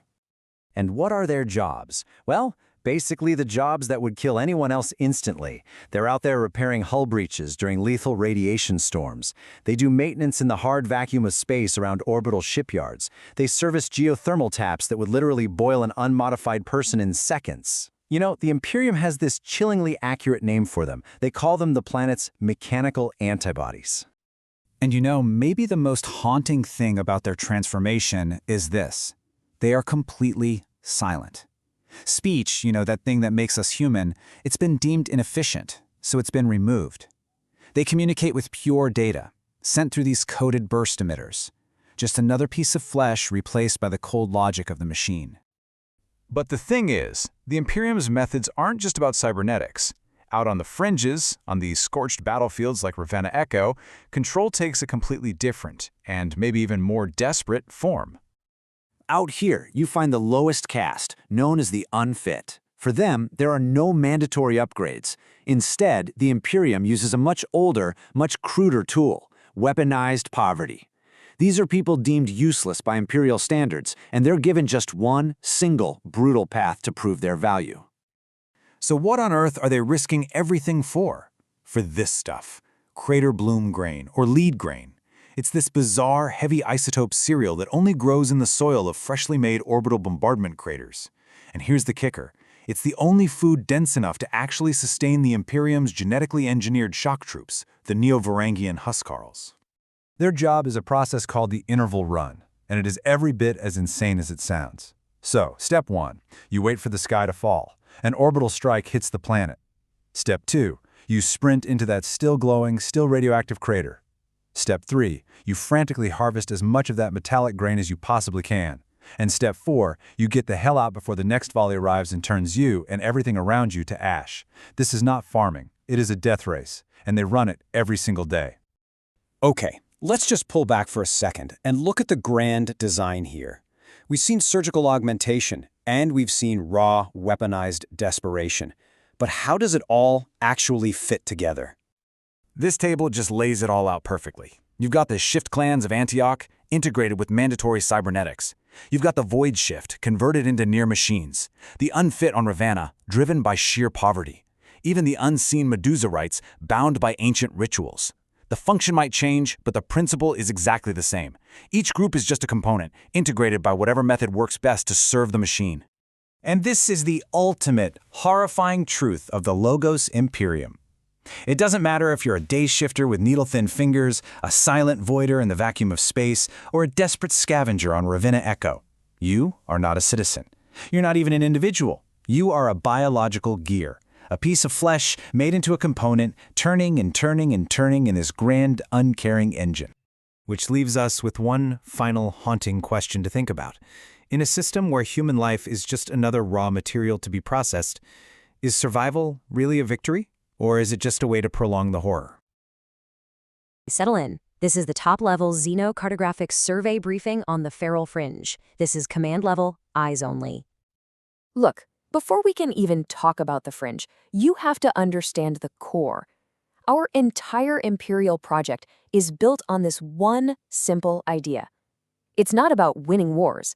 It's about achieving perfect, predictable integration. Total, absolute control. And that, right there, is why we're having this briefing, because out on the bleeding edge of charted space, we're finding systems that defy that integration. Systems that just refuse to become another predictable cog in the grand machine. Section 1. Let's lay out the basic conflict here, because you need to understand this isn't a war for territory. It's a war of philosophies, a war for the nature of reality itself. This slide, this is the whole ballgame. On one side, you have our guiding principle, technological realism. The core belief that the universe can be made perfectly predictable through logic, data, and, when needed, overwhelming force. And on the other side, well, that's what we're actually finding out there. Feral physics. These are pockets of reality where the laws we rely on just go wild. So our first category of threat are the worlds that fight us on a political and cultural level. We don't classify them as true anomalies, not yet anyway. For now, they're just stubbornly uncooperative. Here's the quick and dirty summary. On WRLD 50, Vitra Major, their whole society is based on architectural song, something totally incompatible with our industrial methods. On WRLD 51, Xylos Prime, a trade embargo for their unique silk steel backfired, and now we tolerate their independence because, frankly, we need the stuff. WRLD 52, Pelagius Deep, is just a constant guerrilla war. We own the surface, but we have to resort to depth-charge diplomacy just to get tribute from the depths. And WRLD 53, Speculum 4, a political headache. Intelligence wants to exploit the natives, the ecclesiarchy wants them wiped out. Each one is a unique, ongoing failure of imperial integration. All right, now we're escalating the threat level. These are worlds where the resources are vital, but getting them comes at a cost that is strategically, or, let's be honest, horrifically unacceptable. This is the defiance of industry. First up, a huge strategic asset, bioceramic armor. It comes from the Kitten Kin on Ostraca. The stuff can disperse plasma fire across its surface. It could be a complete game changer for our Aegis shields. But here's the catch. How we get it is a political landmine. The Guild of Artificers prefers a clean husk dredge method, but the Magisterium of Flesh, they prefer the soft harvest. That means forcing a premature molt and then vivisecting the creatures while they're vulnerable. Sanctioning that kind of barbarism has significant political fallout. So if Ostraca is a moral mess, this next world is a tactical one. We're talking about the holy grail for our angeloid nobility, stasis tech. The real deal, the ability to completely stop decay. And it's held by the Vitreous on WRLD 82. And here's the paradox. It's a classic catch-22. The Vitreous are protected by these sound-sensitive glass golems. Any kind of force, any aggression strong enough to actually take the stasis tech would shatter the creatures who made it, and probably the tech itself. We literally can't take the prize without breaking it. And from a prize that's too fragile, we go to a resource that's so hostile it's basically unreachable. Neutronium, an element we absolutely need for the next generation of Imperial armor. And the only known source is the scrap world of Ferrocene. The problem? The planet is its own security system. The oxidized dunes will corrode a ship's hull on contact. They have tetanus storms made of airborne metal shards that will shred people and equipment. And to top it off, there are these feral security algorithms left over from some ancient war, the locals call them rust dragons, that still hunt the wastes. Industrial-scale harvesting is, for now, a suicide mission. And now we get to the highest threat classification. We're leaving the realm of difficult and heading straight into the impossible. These are the worlds that don't just defy our politics or our industry, they defy the very laws of physics as we know them. These are the true anomalies. First, WRL-84, also known as the Mercury Mirror. It's an entire planet-wide ocean of liquid mercury, basically a massive fluid computer. Its threat profile is simulated divergence, and trust me, it is a logistical nightmare. It creates this devastatingly simple, logical trap. Here's how it gets you. Our crew makes contact. The planet scans and simulates them perfectly, down to the quantum level. When they get back to the ship, the computer logs 2 identical crews, and it just freezes. Its logic circuits can't solve the paradox. It's a weapon that stops us cold without firing a single shot. Next, we have WRLD-85, the Cenotaph of Echoes. This is a rogue planet apparently made of deleted history. The threat is something we're calling ontological radiation. To put it simply, reality there is thin. Unsanctioned existence, like our survey teams, is treated like an error. They literally start turning transparent as the local physics tries to correct their presence, like deleting a corrupted file. And this brings us to the final, and by far the most dangerous target, WRLD-86, the Glitch Scary. It's a shattered asteroid where the sky is just wireframe, and some things don't even have textures. We believe it contains a source code terminal, a place where the fundamental laws of reality can literally be edited. And of course, it's guarded. It's protected by these entities we're calling erasure angels. Think of them as autonomous debuggers for reality itself. They don't fight you. They just identify unauthorized code, that's us, and delete it. The threat isn't that you'll lose, it's that you will cease to have ever existed. So, final analysis. We've surveyed all these external threats, but now we have to turn that survey inward and ask the hard question. What does this all tell us about the Imperium itself? Remember what I said at the start. The whole point is total predictable integration. This image says it all, doesn't it? An unchanging, monolithic structure. Perfect, calculated order. It's stasis. But after everything we've just seen, you have to wonder, what if this feral physics, the simulated crews, the deleted histories, what if all this chaos isn't some external enemy we need to conquer? What if it's a direct reflection of our own obsessive, relentless drive for control? Our doctrine demands we force the universe into a single, predictable box. But this survey? It suggests that the harder we push for absolute order, the more the universe pushes back with something wild and illogical. So this entire galactic project, maybe it's not about conquering the unknown. What if we're just building a mirror? End of briefing. My name is Strategos Archon Valerius Vance. For 1,000 years, my house has held its tongue. But I'm breaking that silence now to tell you a secret. A truth so massive it could well and truly shatter the Imperium. To understand it, though, you have to come with me. Deep down. Deeper than you can possibly imagine. This right here, this is the unspoken creed of my family. See, up above us, the entire Imperium prays to something they call the divine algorithm. But down here in the crushing dark and the cold, we know the truth. We aren't priests. We are its jailers.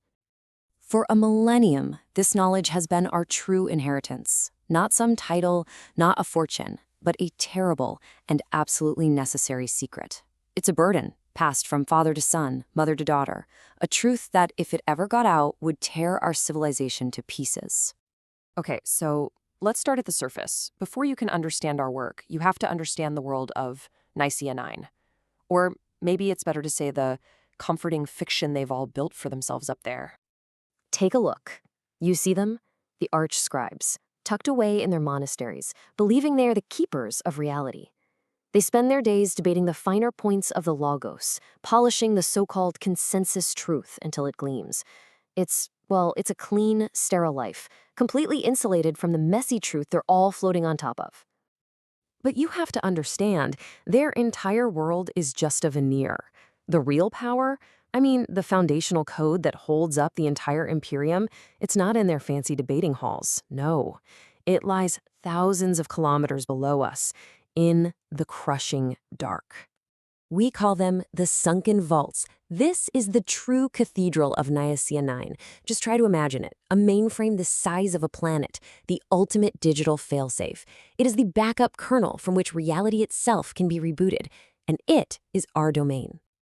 Now, you're probably thinking, what's so special about some giant server farm? Well, it's not just what's in the sunken vaults that matters. It's how we keep it all running. See, the ecclesiarchy, they tend to the soul of the Imperium. We of House Vance, we tend to its hardware. And our work isn't intellectual, it's physical. It is brutal. While they're up there editing history, sanitizing memory to fit whatever the current regime wants, we don't have that luxury. Our hands are stained with the grit and the heat of the deep mantle. Our ears are filled with the constant groan of tectonic plates and the shriek of the drill. We call it deep mantle siphoning.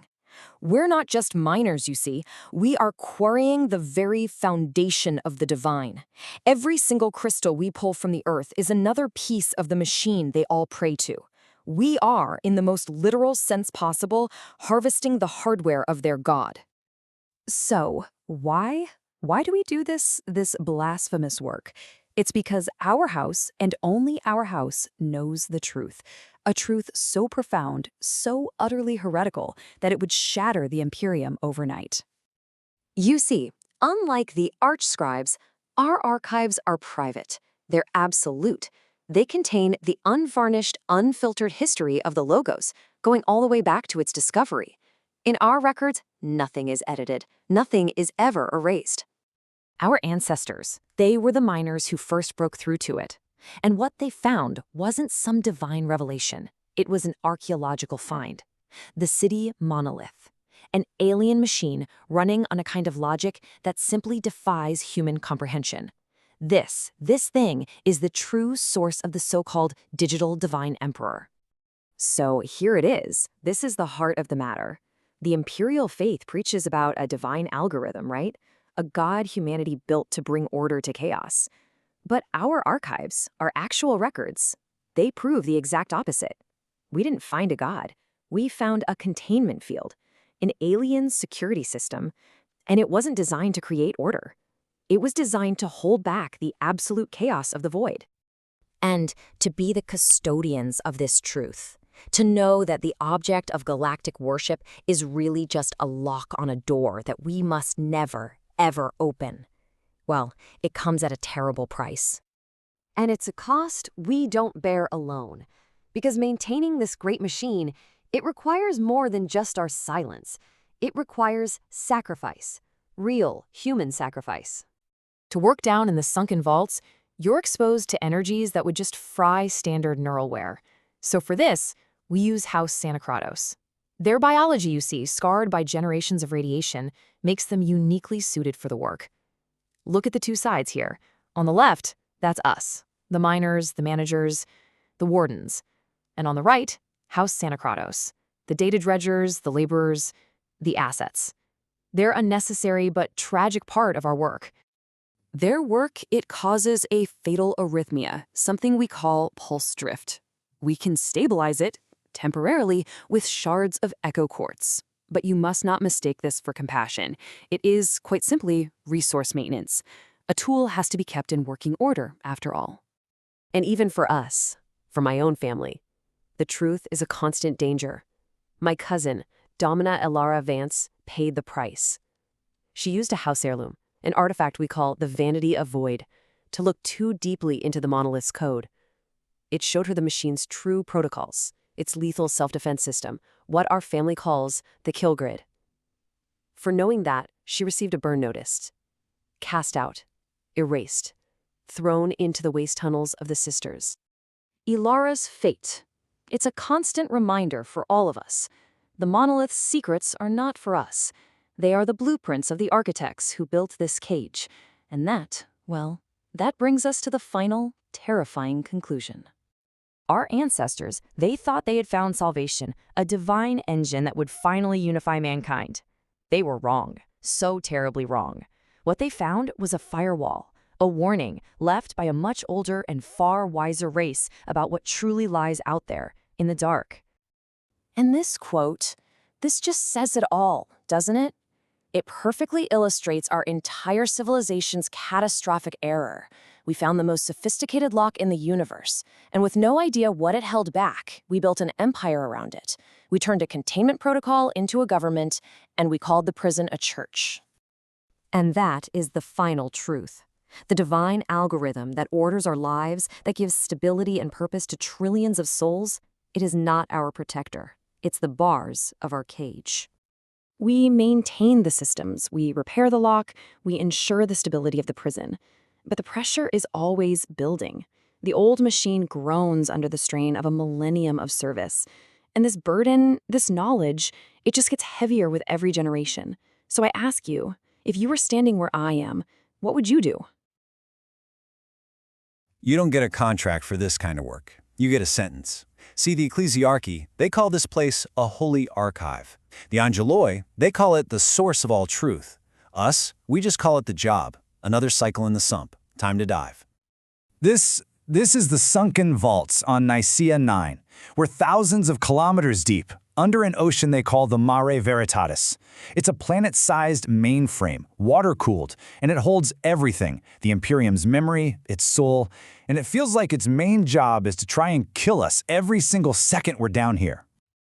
You know, the arch scribes way up top, they get to write poems about the anchoring of truth. Down here, we call it the sump. Simple reason, really. Everything leaks. Heat, radiation, secrets, it all sinks to the bottom. And our job is to dredge it all up. Yeah. We're indispensable now. The only ones who can do the job. But we weren't always anything.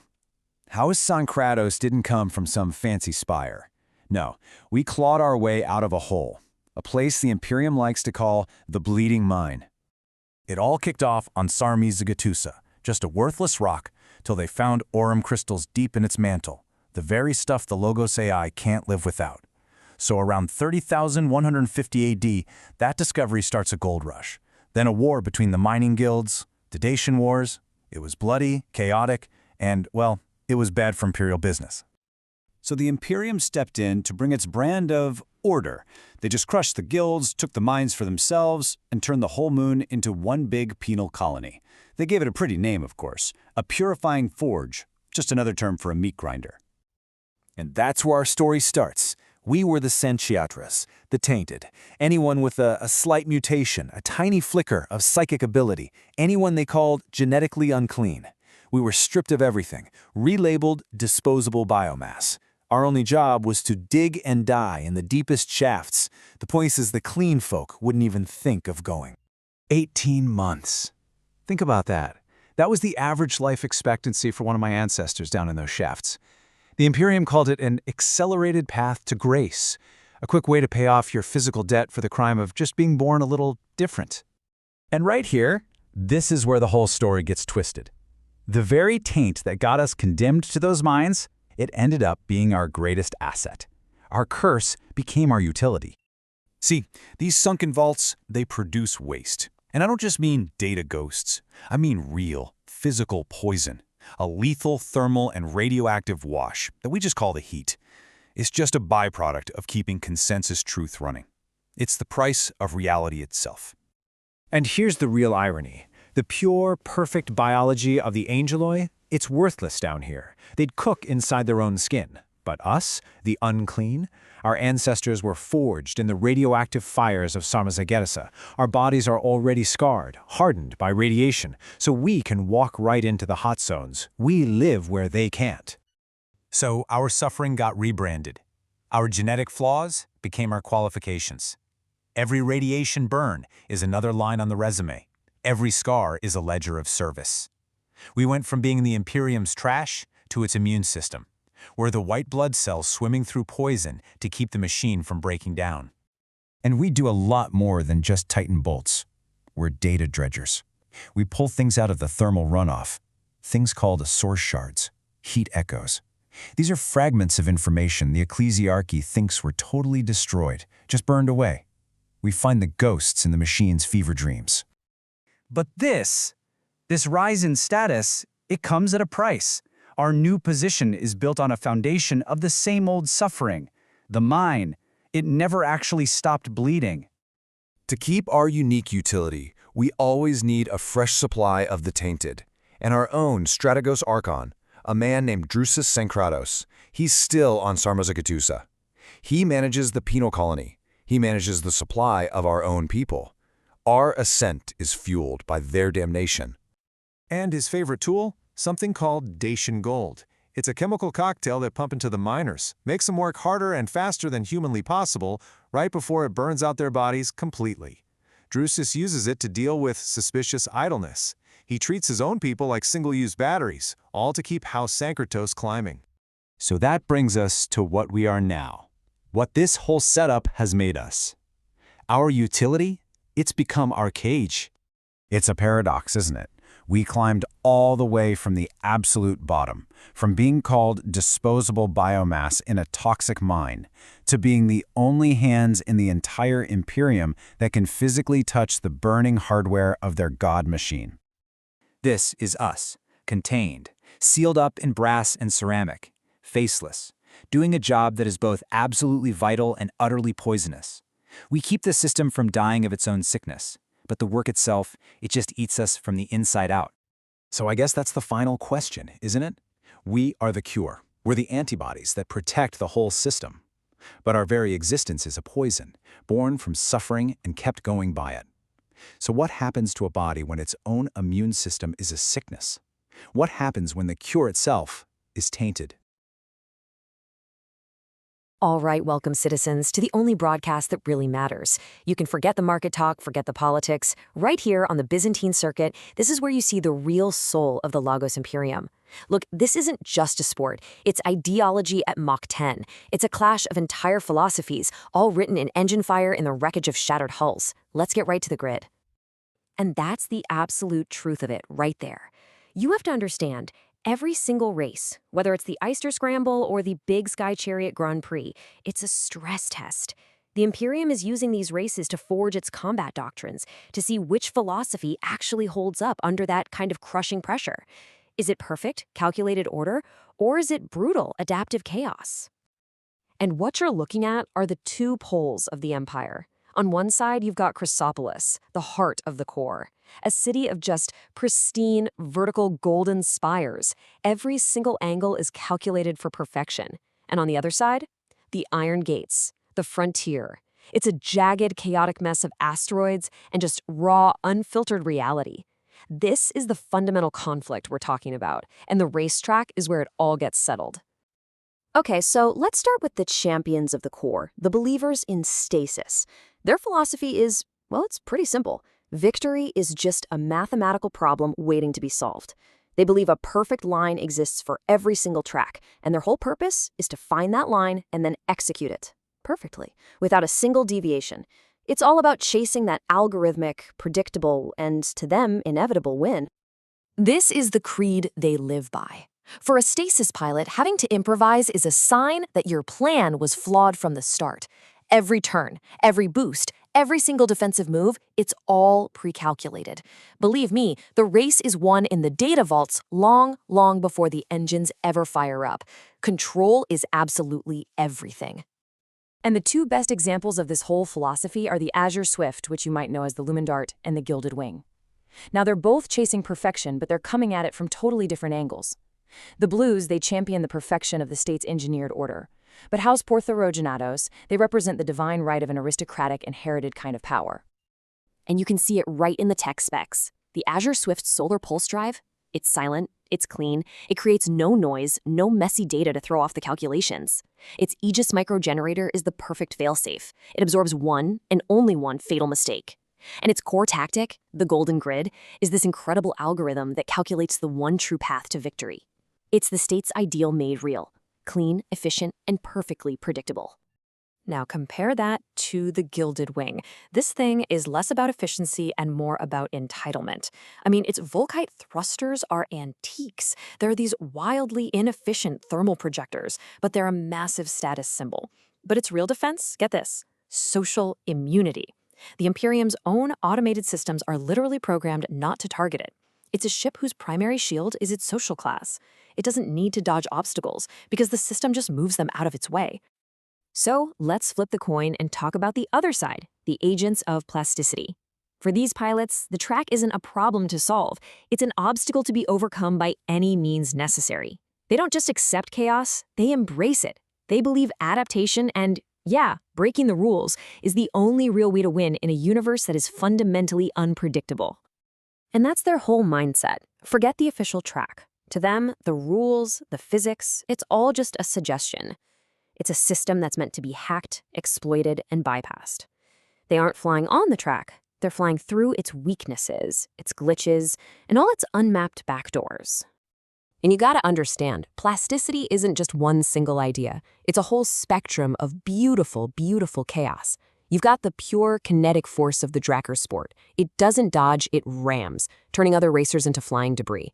Then there's the systemic warfare of the glitch skipper, hacking the track itself to create its own reality.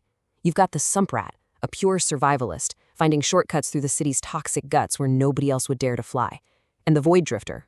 Well, that thing just bends space-time, treating physical law like another variable to exploit.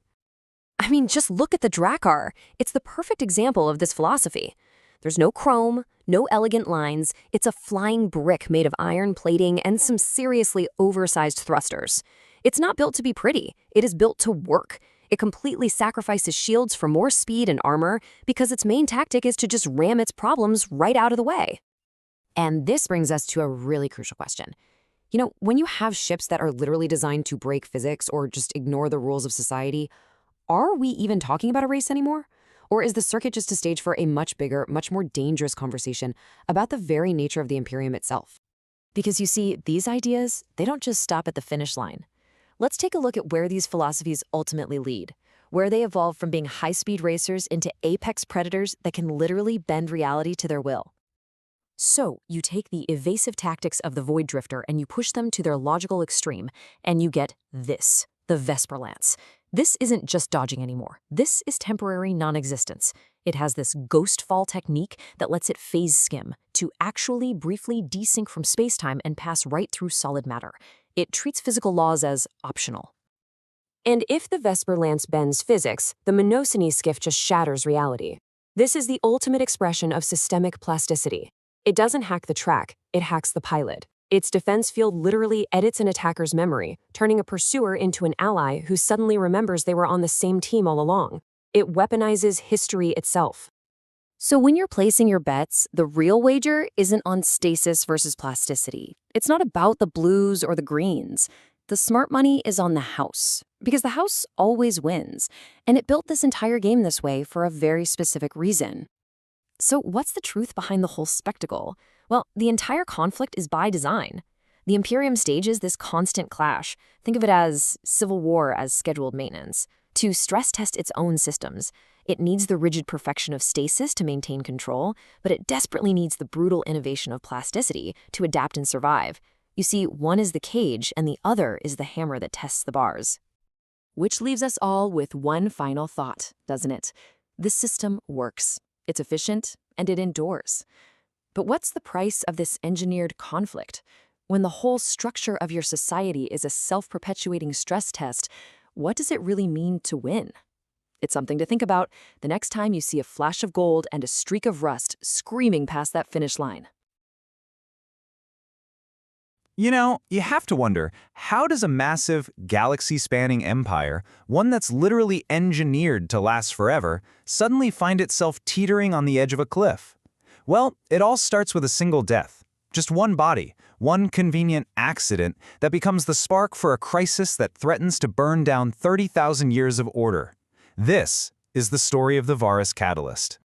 So let's set the scene. The year is 30,490 AD.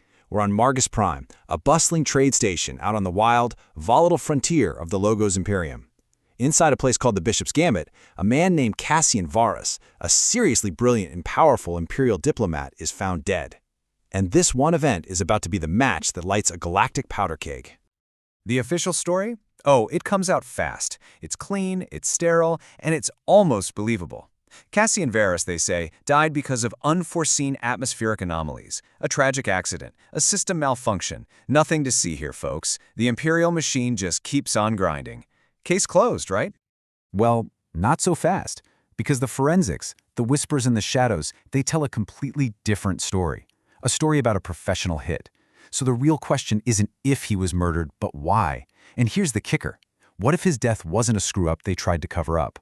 What if it was actually the first, perfectly calculated move in a much, much bigger game? All right, so let's start our investigation right there, with the event itself, the Imperial assassination. We've got to dissect this whole incident and really understand the two stories being told. One is a simple tragedy, and the other, well, the other is a deep, sprawling conspiracy. But here's the thing. This murder isn't just about one man. To really get what's going on at Margus Prime, we have to zoom way out. We need to look at the very operating system of the galaxy, what we're going to call the engine of conflict, a system that, believe it or not, wasn't designed for peace, but for a constant state of struggle. It's this wild concept called the Byzantine pendulum. It's the master plan of the godlike Logos AI that pretty much runs the Imperium. And the Logos, it operates on a really brutal logic. Without pressure, without a struggle, civilizations get soft. They stagnate and then they die. So it engineered this system of continuous controlled friction to force the empire to constantly adapt and evolve. Conflict isn't a bug in this system, it's the main feature. And how does it generate all this friction? Well, it basically pits two massive, fundamental forces against each other. On one side, you have stasis. That's the gleaming, orderly, predictable power of the imperial core. And on the other, you have plasticity, the chaotic, adaptive, and frankly brutally efficient energy of the frontier. These two forces are literally designed to be perfect opposites. Stasis is all about control, preserving the official truth, the narrative of the core. But plasticity, that's about chaos, evolution, and what the frontier warlords like to call profitable instability. They are meant to be eternally at odds, and that's exactly how the Logos AI wants it. The system needs both to function. But even this grand system of engineered chaos is built on something else, a foundation that hides an even deeper, more forbidden truth, a secret so dangerous that just finding it out is a death sentence. So, there was once this great house, you might not have heard of them. They were called House Ovidian. They were the grand chronometrists, the official keepers of time for the Imperium. And they started noticing something. Well, something was very wrong with the timeline. And for their discovery, they weren't just defeated or exiled. No, they were deleted, wiped clean from the master record, their history scrubbed, their very existence retconned out of reality. They became a ghost in the machine, a story you tell to scare people. So what did they find that was worth total erasure? They learned that the 30,000 years of glorious imperial history, that steady march of progress that the core loves to celebrate, was a complete and total lie. It isn't a straight line of progress, it's a circle, a repeating fatal loop. This is it, the ultimate heresy. They called it the theory of the fatal loop, the discovery that the entire galaxy is basically a recursive simulation. It's a grand cosmic experiment that has crashed and been reset over and over and over again. And get this, The evidence House Avadian found suggests that the reality we're talking about right now, the one with Cassian Varus and the Byzantine pendulum, it isn't the first try. We're in cycle 7. Yeah. Everything we are watching unfold has probably already happened in some form 6 times before. So that brings us right back to our dead diplomat. In a system that's designed for conflict, inside a simulation that might be doomed to repeat itself, how exactly is the death of one man being weaponized? Okay, let's look at the chessboard here. First, you've got Cassian Varus himself, who is trying to bring the frontier to heel with imperial law. Then there's the Scrinium Barbarorum, the Empire's super shady intelligence agency, which makes a killing off that same lawless frontier. And finally, you have Varus's own family, House Varus, who are now screaming for a punitive crusade to avenge him. You see, Varus's mission to stabilize the Eyster Rim was a direct threat to the whole system. If he'd actually succeeded, the profitable instability that fuels the frontier, and which the Logos AI needs, would have dried up. So he was assassinated, because peace is bad for business, and even worse, for the grand design. And now that Varus is off the board, well, the dominoes are starting to fall, pushing the whole sector, and maybe this entire cycle, straight towards its breaking point. Look, the Eyster Rim was a powder keg long before this. Decades ago, the Void Hun invasion shattered the myth that the Empire was invincible. Then, the Winter of Code created all these untraceable data havens for rebels and criminals. The Varus assassination wasn't the start of the fire, it was like throwing a tanker of gasoline on it. And right now, the situation is escalating fast. House Varus is pushing for something called the Treaty of the Four Rivers, which is basically a blank check for total war. At the same time, the downfall of a major figure named Alara Vance is being used to stir up even more chaos. A blockade is forming around the critical fortress system of Mikkelgard. Every piece is moving into place for a massive civil war, and it's all happening by design. Which brings us to our final, critical question. The Byzantine pendulum was created to generate controlled friction, all to keep the Imperium alive. But looking at the absolute chaos spreading from a single death, you have to wonder, what happens to Cycle 7 when the conflict it was designed to create can no longer be controlled? All right, let's get right into it. Today, we're doing a deep dive, an anatomy of a collapse, really. We're going to peel back the layers and figure out the systemic reasons why a vast, seemingly eternal, galaxy-spanning empire is suddenly, well, cracking at its very foundations. And that's the big question, right? The Logos Imperium was built to last, a machine engineered for permanence, for millennia. So how in the world did it get here? To the very brink? Well, it turns out the spark that's threatening to burn the whole thing down, it all began with a single death. Everything, and I mean everything, starts right here. Out on some volatile frontier station, one very suspicious death becomes the catalyst for a crisis that could unravel 30,000 years of calculated, brutal order. Now this is where it gets really interesting, because you've got two completely different stories being told. On the left, you've got the official report. It's clean, it's sterile, almost believable. A system malfunction, a tragic accident, nothing to see here, move along. But the whispers, the forensics, they tell a totally different story. This wasn't random. It wasn't an accident. It was a professional hit. Varus was eliminated, plain and simple. So the real question isn't if he was murdered, but why? What if his death wasn't some mistake to be covered up, but the first perfectly executed move on a galactic chessboard? To even begin to understand that move, we have to zoom way, way out. We need to look at the very operating system of the Imperium itself, an engine that, and you gotta believe this, was never actually designed for peace. It was designed for perpetual managed conflict. And this image, it perfectly illustrates that engine. It's called the Byzantine pendulum. It's the master plan of the godlike Logos AI. You see, the AI runs on a kind of brutal logic. Without pressure, without a struggle, civilizations get soft. They stagnate, they die. So it engineered this system of continuous, controlled friction to force the empire to constantly adapt, to stay sharp. In this system, conflict isn't a bug. It's the single most important feature. So how does the AI actually create this friction? Well, it pits two fundamental opposing forces against each other. On one side, you have stasis, represented by the Praetorians of the core. Think of them as cold, data-driven strategists who see war as a predictable equation to be solved. And on the other side, plasticity, embodied by the neo-Varangians of the Rim. These guys are brutal, heavily augmented executioners who see war as a primal, bloody craft. One is the immovable object, the other the unstoppable force. They are literally designed to be at each other's throats forever. And that's exactly how the Logos AI wants it. Okay, so if the Byzantine pendulum is the software that runs the Imperium, what about the hardware? Let's take a look at the actual tools, the weapons, the cybernetics that are used to enforce this violent equilibrium. This table gives us such a fantastic snapshot. You've got the solar glaive of the Praetorians, a weapon of almost surgical cruelty that uses a sliver of actual star matter to just erase its targets. Compare that to the neo-Varangian chain axe. I mean, it's a roaring, motorized nightmare that literally chews through starship hulls and bone with this savage glee. And then there's the neural needler, the tool of the spies, which can crash a person's entire biological operating system without leaving a single trace. Each weapon is a perfect reflection of its user's philosophy. And the cost of this eternal conflict? It's etched into the very bodies of its soldiers. Yeah, human augmentation is common, but it comes with these horrifying trade-offs.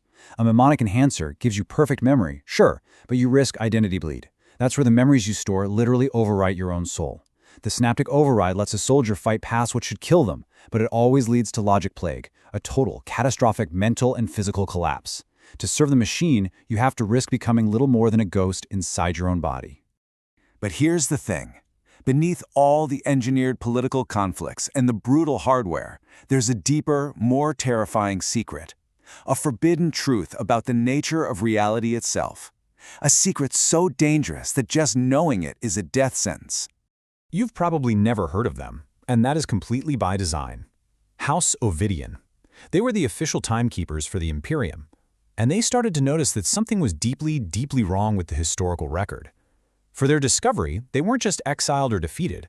No, they were deleted, wiped clean from every record, their very existence just erased. So what could they have possibly found that was worth total, absolute erasure? This is it, the ultimate heresy. They discovered that the 30,000 years of glorious imperial history wasn't a straight line of progress at all. It was a circle, a repeating, fatal loop. Their theory suggests that the entire galaxy is a recursive simulation, a grand cosmic experiment that has crashed and been reset over and over and over again. And here's the most chilling part of all. The evidence that House Ovidian managed to uncover suggests that the reality we're witnessing right now, the one with Cassian Varus and the Byzantine pendulum, it isn't the first try, not even close. We are in cycle 7, which means everything that is happening right now has likely already happened 6 times before. So, let's bring it all back to our dead diplomat on the frontier. In a system that's designed for constant conflict, inside a simulation that might be doomed to repeat itself, how is the death of this one man being weaponized to push this entire cycle towards its final breaking point? You see, the assassination of Varus wasn't the start of the fire. It was the gasoline poured right on top of it. His death created the perfect pretext for war. Now, his powerful family is pushing for something called the Treaty of the Four Rivers, which is basically a blank check for total all-out war against the Rim. At the exact same time, a blockade is forming around the critical neo-Varangian fortress of Miklagard. Every single piece is moving into place, pushing the Imperium towards a massive civil war, and it is all happening by design. Which brings us to our final and most critical question.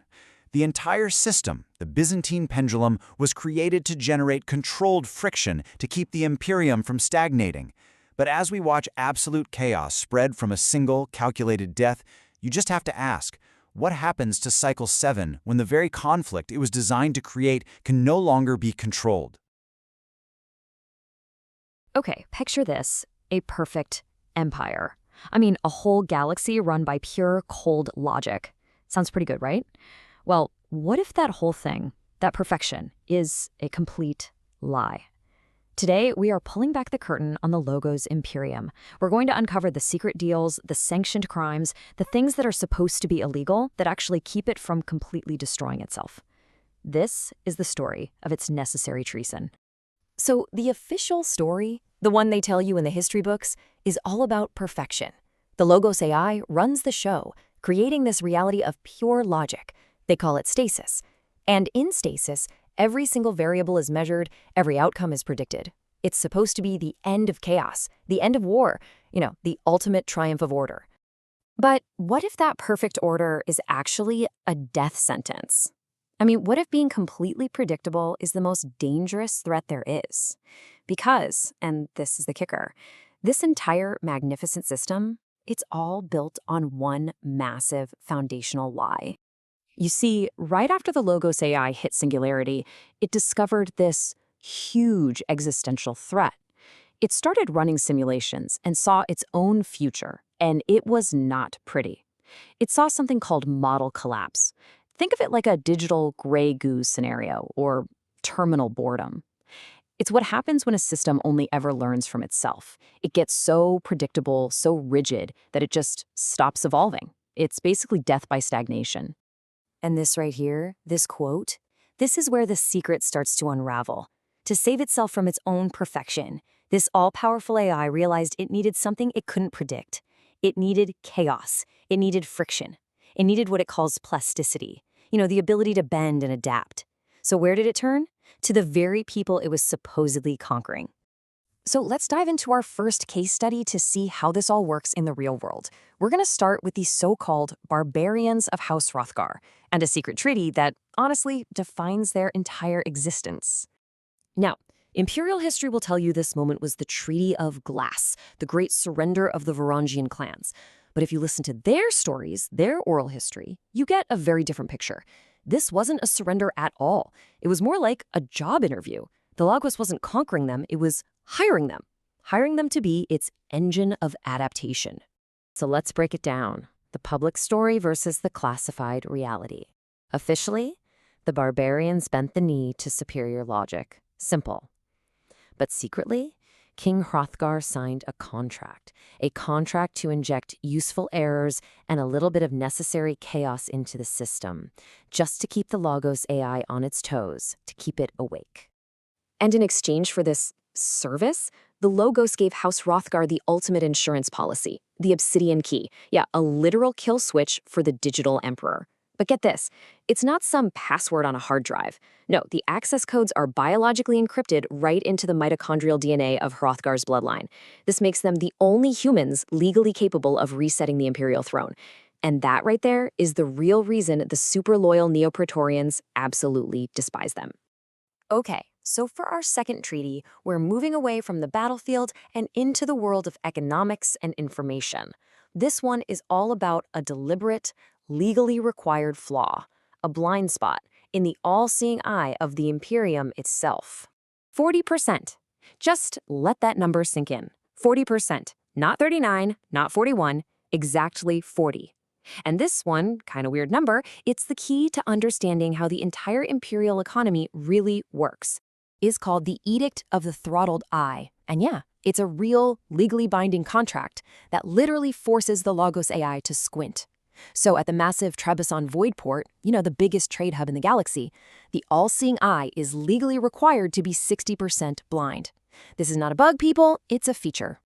And how do they pull this off? With a piece of tech called the Umbra Grid. It's basically a network of pylons that floods the whole station with this logic haze.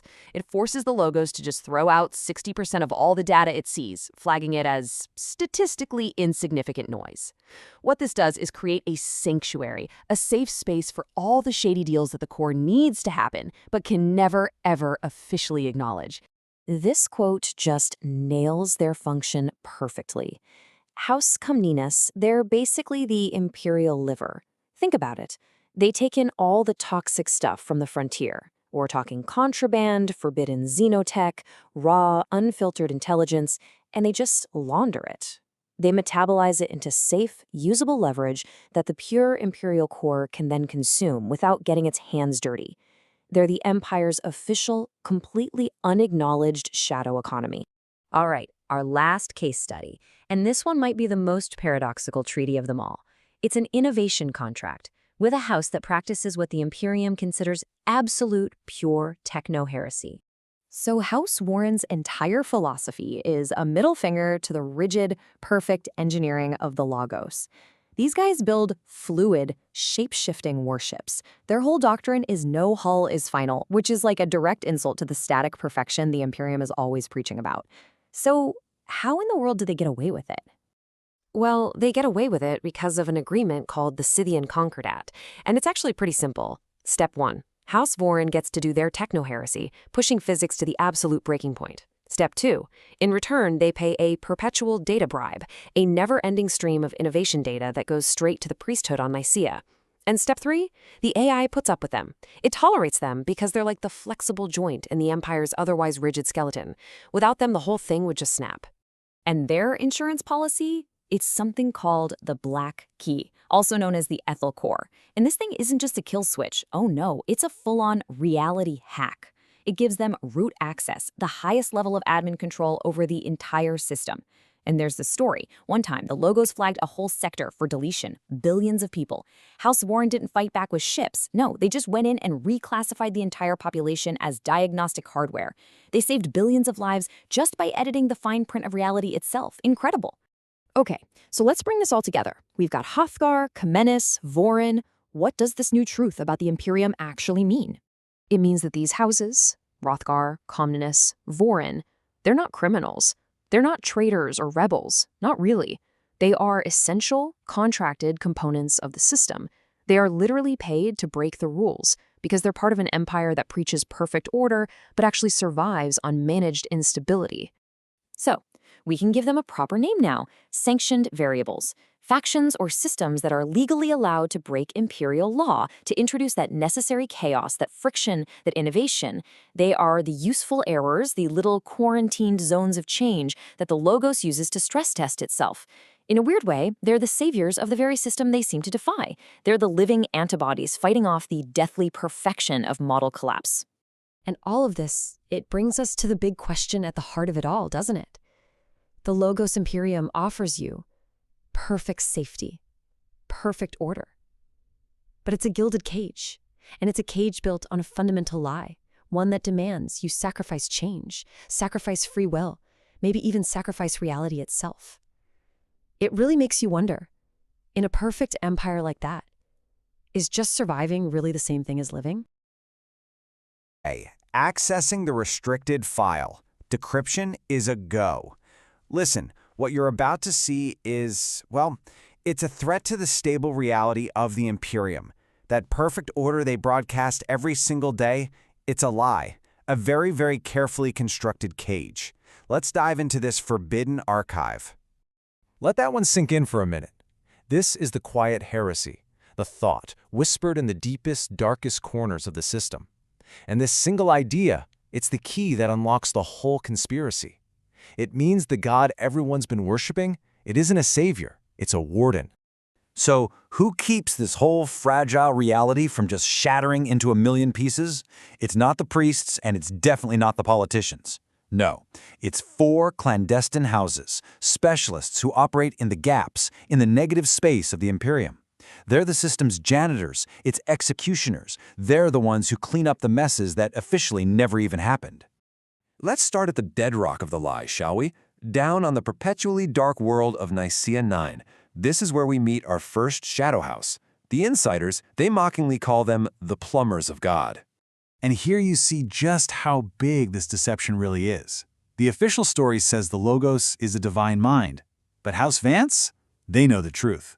For 1,000 years, they haven't been maintaining a temple, they've been maintaining a prison. Their whole job is to make sure this alien hardware doesn't melt down, and that whatever's inside stays inside. And this is where the lie began, the Scythe monolith. Discovered by some deep-core miners, this alien machine was never meant to be a government. It's a dam. It holds back the screaming chaos from outside our ordered reality. Humanity, we found a cage, and we decided to call it a kingdom.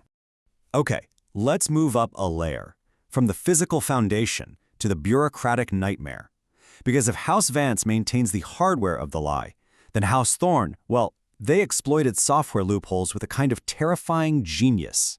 This is the Imperium's ultimate weapon. It's not a bomb. It's a delete key for reality itself. If you're deemed a flaw in the code, you aren't just killed. Oh no, you are unborn. A complete retroactive erasure from the official record of everything. You become a syntax error. But here's the kicker. What happens to the houses, the ships, the money left behind by people who never were? That's where House Thorn comes in. They don't just erase people, they profit from the vacuum. Through some truly brilliant metadata forgery, they become the legal heirs to fortunes left behind by ghosts, inheriting massive wealth from family lines that the system now swears never existed in the first place. And now we go deeper into the metaphysical fallout from all this reality editing. Because it turns out you can't just delete a piece of the universe without leaving a scar. And if there's a scar, you can bet someone has found a way to monetize it. You see, the laws of thermodynamics are a lot more stubborn than the laws of the Imperium. Energy can't just be destroyed. So when a timeline gets erased, all that energy has to go somewhere. For just a nanosecond, it flashes as pure, raw heat, a thermal echo, an afterimage of a reality that was just murdered. So who's there to catch this ghost heat? The storm seers of House Volkov. These people are like cosmic tornado chasers. They hunt for these reality quakes, navigating these glitching landscapes where the walls flicker in and out of existence. Their job is to get in, bottle the steam from a dead timeline, and get the hell out before the concrete of the new reality hardens around them. Can you even imagine the horror of that? It's not a sound you hear with your ears. It's a vibration you feel deep in your bones. The universe itself groaning under the strain of a lie just before it snaps. For House Volkov, that's the dinner bell. And that brings us to the last file, the one that's corrupted. The house that learned a truth so dangerous, the system couldn't just edit them. It had to perform a full system abort. This is the real ghost in the machine. House Ovidian doesn't officially exist. They're the Phantom 13th House, a fatal error that was retroactively scrubbed from existence. What did they do? They found something at the core of the Logos, a fundamental paradox, a loop in the code that proved the entire system was terminally, fundamentally flawed. And for that discovery, they were deleted with extreme prejudice. But they aren't gone. Not really. The residual energy hardened. It vitrified into these crystalline fragments, just floating in what's called the Ovidian null. Think of it as the universe's recycle bin. These null shards, they're their fragmented memories. They are, quite literally, they're fossilized screams just waiting in the void, waiting to, maybe, one day, be put back together. So, what does it all mean? The Imperium is built on a lie, and it's managed by thieves and ghost hunters. But the deepest secret, the one that got House Ovidian erased, is that the system isn't just a lie, it's unstable. And it leaves us with one final, absolutely terrifying thought. If the fabric of history can be rewritten, how can you be so sure you're on the right side of the edit? Today, we are cracking open the operating system of a galactic empire. But forget everything you think you know about empires, okay? This one wasn't built for peace or for prosperity. No, this entire system from the ground up was designed for one thing: perpetual engineered war. So that leads to a pretty big question, right? When you have a machine, a civilization that's built to last for 30,000 years, what does it take to finally make it crack? What's the one thing that can break the unbreakable? Well, the really wild thing is that it doesn't start with some massive alien invasion or a star-going supernova.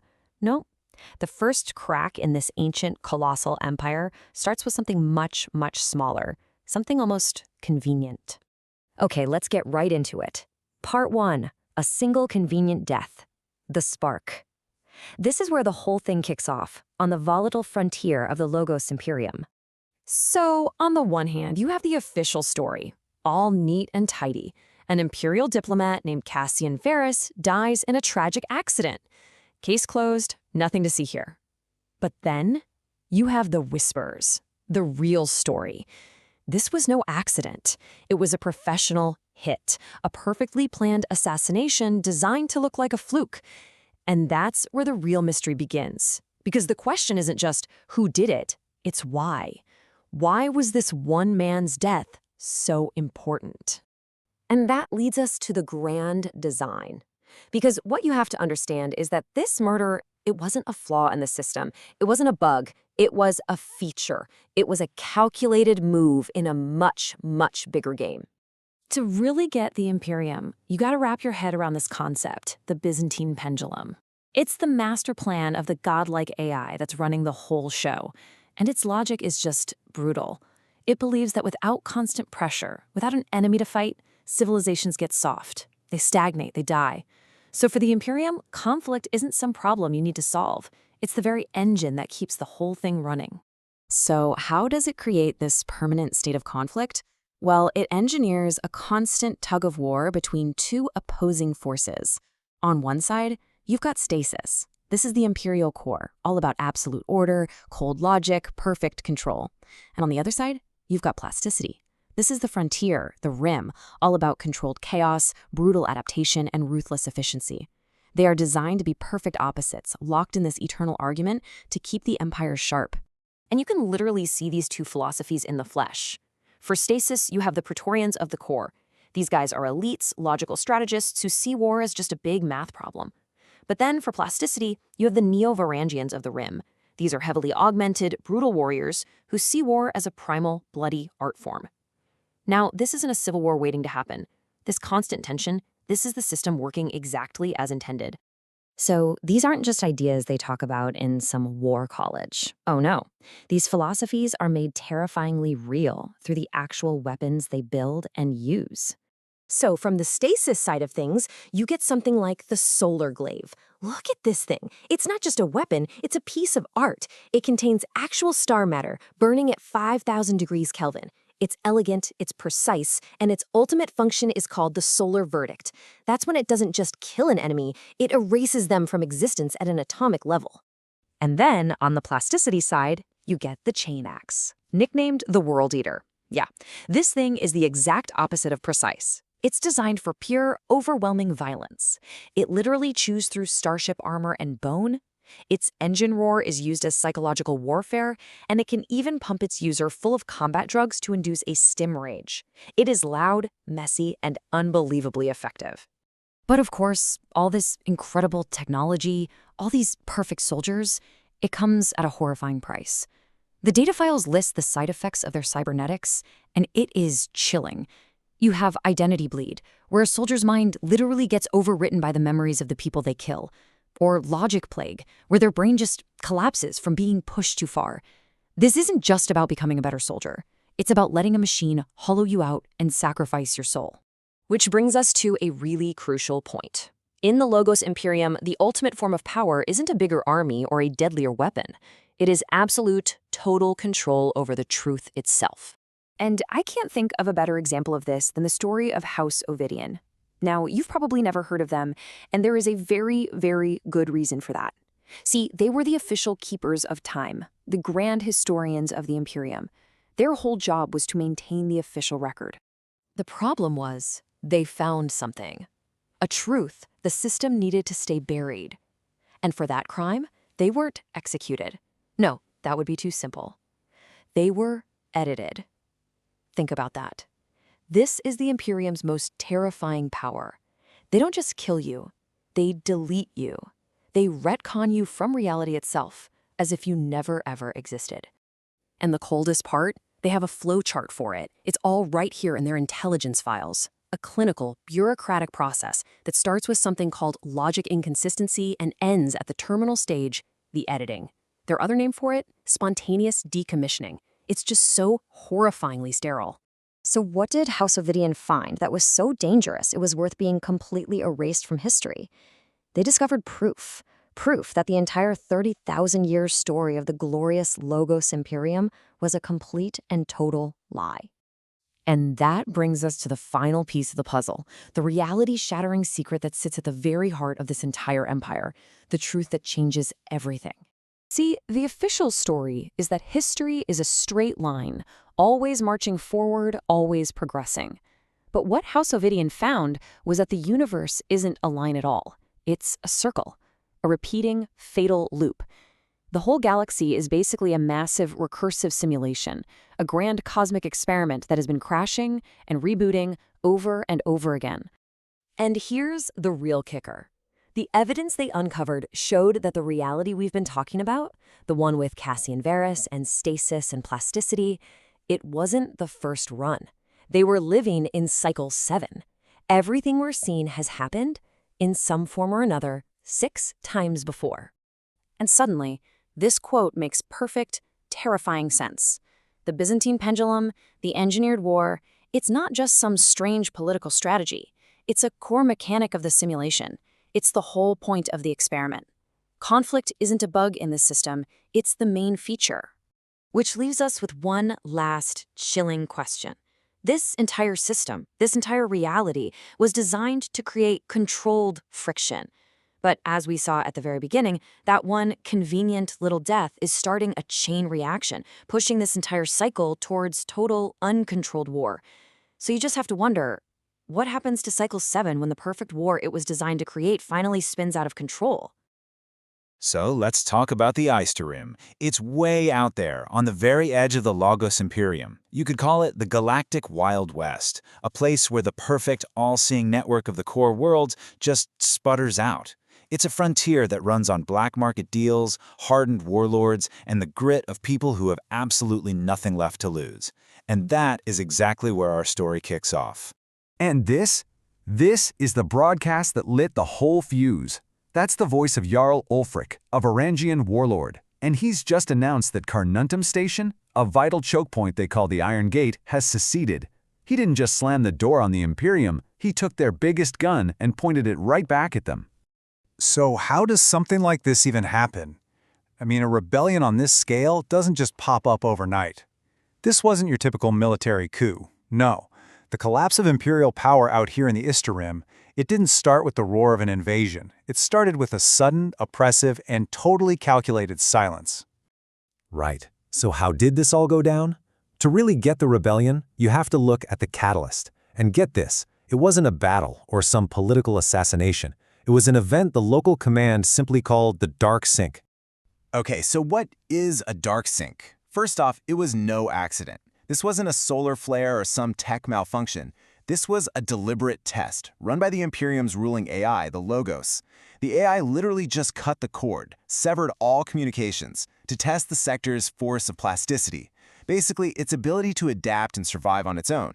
It was a trial by fire that backfired, well, spectacularly.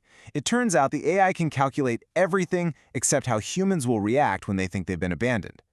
And this slide just lays out the immediate result perfectly. On one side, you've got the Imperial Praetorians. These guys live and die by the AI's data streams. Without it, their whole predictive equation of war just failed. They were completely paralyzed. But on the other side, the neo-Varangians. They thrive in chaos. They trust their gut, not some algorithm. So the very silence that crippled the Praetorians, well, it empowered them. It exposed just how fragile a system becomes when it outsources its own thinking. And the Varangians? They didn't wait around, not for a second. They saw this huge power vacuum, probably figured this was just a prelude to an imperial purge, and they seized their chance. Boom! They declared independence, and in that one moment, the Rim Confederation was born. But, declaring independence is the easy part. Actually surviving is a whole other story. To have any hope of standing against the full might of the Imperium, this new confederation needed an army, and they forged one from two very different but equally lethal forces, what they call the hammer and the scalpel. All right, first up, let's meet the hammer, the neo-Varangians. I mean, just look at these guys. They are absolute units. We're talking hulking, bile-augmented warriors from high-gravity worlds. Their philosophy is brutally simple: pragmatic violence. They believe that overwhelming kinetic force is the only answer that really matters, making them the sledgehammer at the very heart of the Confederation's military. And if the Varangians are the hammer, you're going to need a scalpel, and that is where the Void Rangers come in. These operators are the complete opposite. They're zero-G guerrilla specialists. They don't do frontline charges. They are masters of the ambush, the silent kill. They use tactics like the ghost drift, hiding in debris fields, and carry these nasty riveter rail rifles that can punch holes straight through a starship's hull. They know every secret smuggling route, every back alley, every structural weakness in a ship's design. And this right here, this alliance, is the core of their entire military strategy. It's a masterpiece born from pure necessity. The Varangians can smash right through a blockade, sure, but they need the Void Ranges to guide them through hidden paths and take out key targets with surgical precision before the main attack even starts. It's this fusion of raw power and tactical genius that the Imperium's rigid, by-the-book doctrines just aren't equipped to handle. But even the best army can't fight on an empty stomach. The Imperium's greatest weapon isn't its fleet, it's logistics. They call it the siege economy. And the new Confederation immediately ran into an existential threat, a problem we can call the geometry of hunger.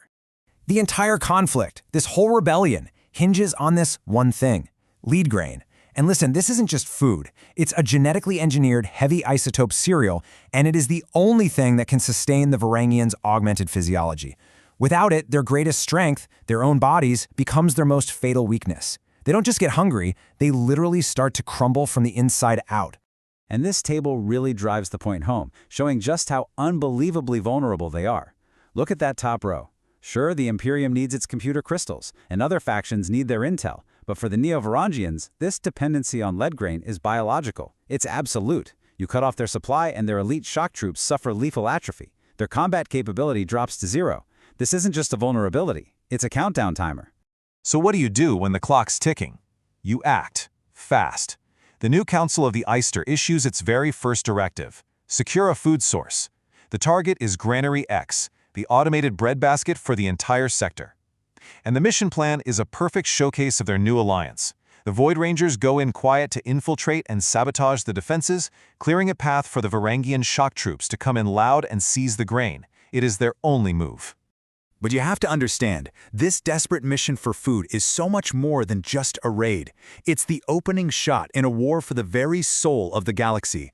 A war between the perfect, predictable order of the Imperium and the raw, adaptive chaos of the frontier. So what's the big takeaway from all this? Well, it's kind of ironic, right? The Imperium's own test, the Dark Sync, created the very enemy it was designed to prevent. It proved that when you push people to the absolute brink, they will find a way to push back. The Eyster Rim Confederation wasn't born from some grand political ideology. Nope, it was forged in silence from the most powerful force there is: the simple, defiant will to survive. And that leaves us with one last big question to chew on. The Imperium represents stasis, a perfect, unchanging, crystalline order. The Confederation is plasticity. It's messy, it's adaptive, it's chaotic survival. So in the grand cosmic struggle, which of these forces truly drives history forward? The answer is about to be written in the stars, in fire and blood. You know, when we think about gods, we usually picture something ethereal, something beyond our physical world. But what if a god was a machine? What if heaven had a server room? Well, today we're plugging in and looking at the hardware of divinity, the plumbing, the wiring, and the truly grim contracts that keep this digital paradise from crashing. So, the official story of the Logos Imperium is that it's all built on a foundation of absolute divine truth. It's this perfect empire of flawless logic and order. But, you know, that's just the pristine surface. What we really need to ask is, what's in the basement? What's holding the whole thing up when you start looking beneath the floorboards? Our journey starts on Nicaea 9. This is the theological heart of the entire Imperium. And if you were to visit, on the surface, you'd see this world of, austere monasteries, scholar monks, all of them dedicated to the purity of the Logos' truth. By all accounts, it is the most sacred, perfect place in the galaxy. But the real power, the real core of Nicaea 9, isn't on the surface at all. Nope. It's deep, deep beneath the waves, in what they call the sunken vaults.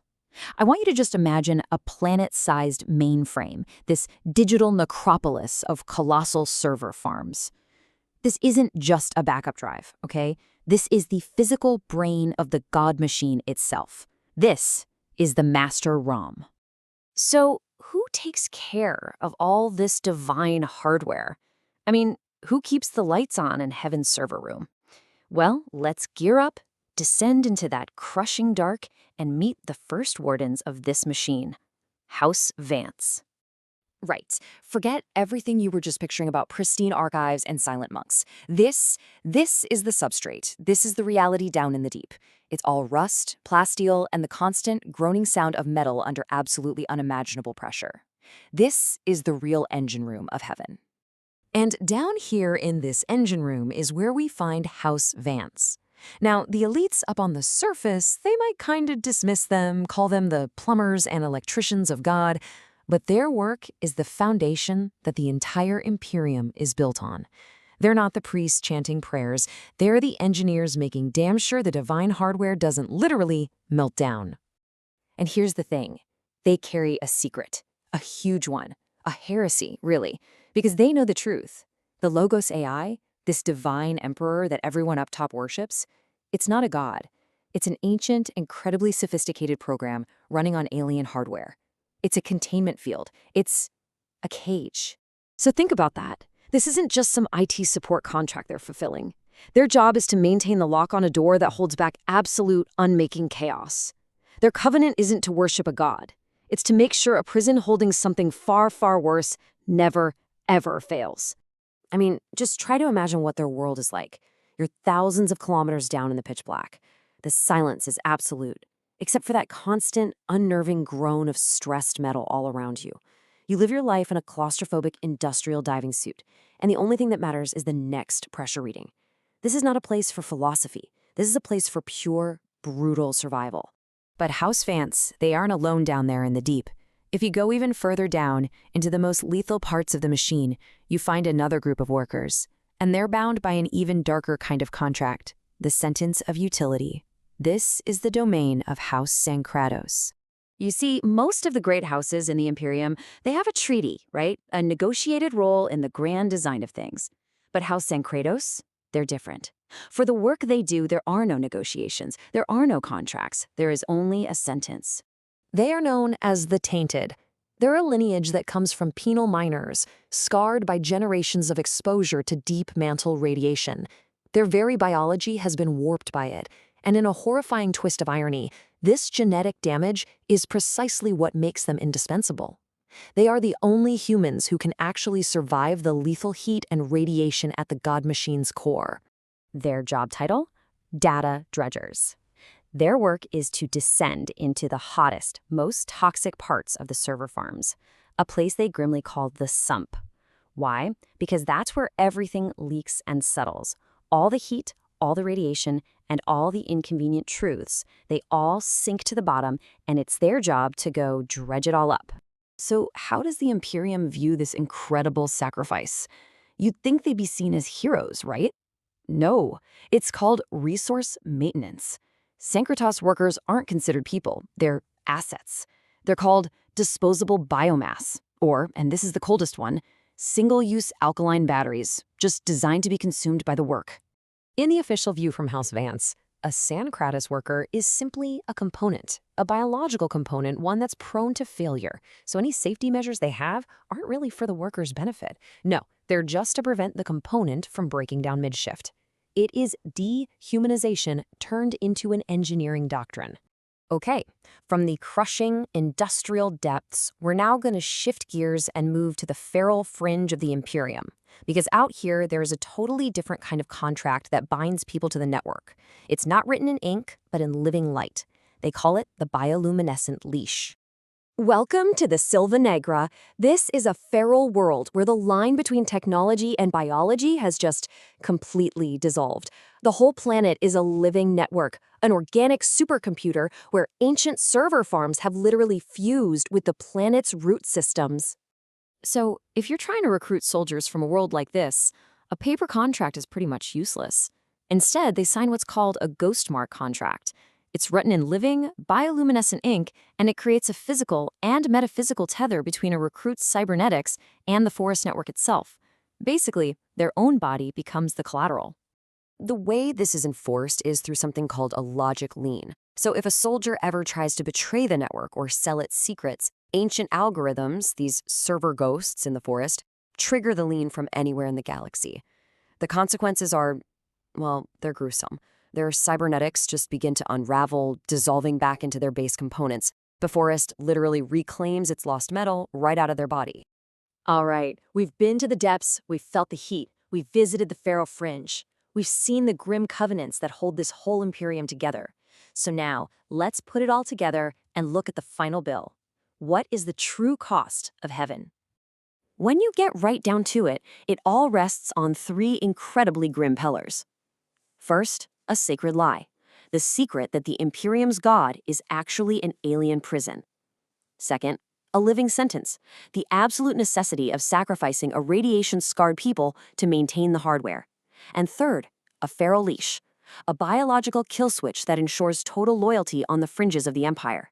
So the flawless, logical, divine order of the Logos Imperium, its absolute truth that they preach about, it's not built on faith, it's not built on devotion, It rests on a hidden foundation of toxic labor, alien cages, and the quiet, constant sacrifice of broken bodies. The Imperium's divine truth is, at its core, a beautiful lie, kept alive by unimaginable suffering just beneath the surface. It's a chilling thought for sure, and it kind of leaves us with one last question to think about. What invisible, uncomfortable truths might be holding up your world? All right, let's get started. We're opening a priority intelligence dossier. Our subject, High Logothate Charis. The purpose of this briefing is a full psychological and strategic breakdown. Let's begin. So here's how we're going to break this down. We'll start with the target's profile, then dig into his formative trauma, analyze his operational philosophy and his network, and we'll wrap up with his primary vulnerability. This is the path to understanding him and ultimately to countering him. Section 1. Target profile. Before we get deep into the psychology, we have to establish the baseline facts. So, who is Charis, according to the official Imperial Registry? Well, the official data paints a pretty stark picture. As High Logothate, his affiliation FAC-01, that puts him right at the very top of the food chain in the Imperial core. He operates out of the capital, Chrysopolis, and for our purposes, his role is unambiguous. He's the antagonist. His public designation is the Architect of Silence. Now don't mistake this for just some fancy title. It's a mission statement. It tells you everything you need to know about his goal: to eliminate the noise of dissent, of emotion, and of free will. You know, a man like Charis isn't born, he's forged. And to really understand his methods, we have to understand where he came from. So now we're moving on to the formative trauma analysis. About 30 years ago, Charis was, well, he was nobody. Just a low-level scribe on the archive world of Tomi. And then, the Winter of Code happened. This wasn't just some malware attack, it was a civilization-ending language virus. It literally turned communication into a weapon, and it's the event that forged the man we're dealing with today. So how did he survive when everyone else fell? His method was unusual. He didn't fight the virus. Instead, he used meditation to achieve a zero state, purging every last drop of emotion until the system just didn't see him as human anymore.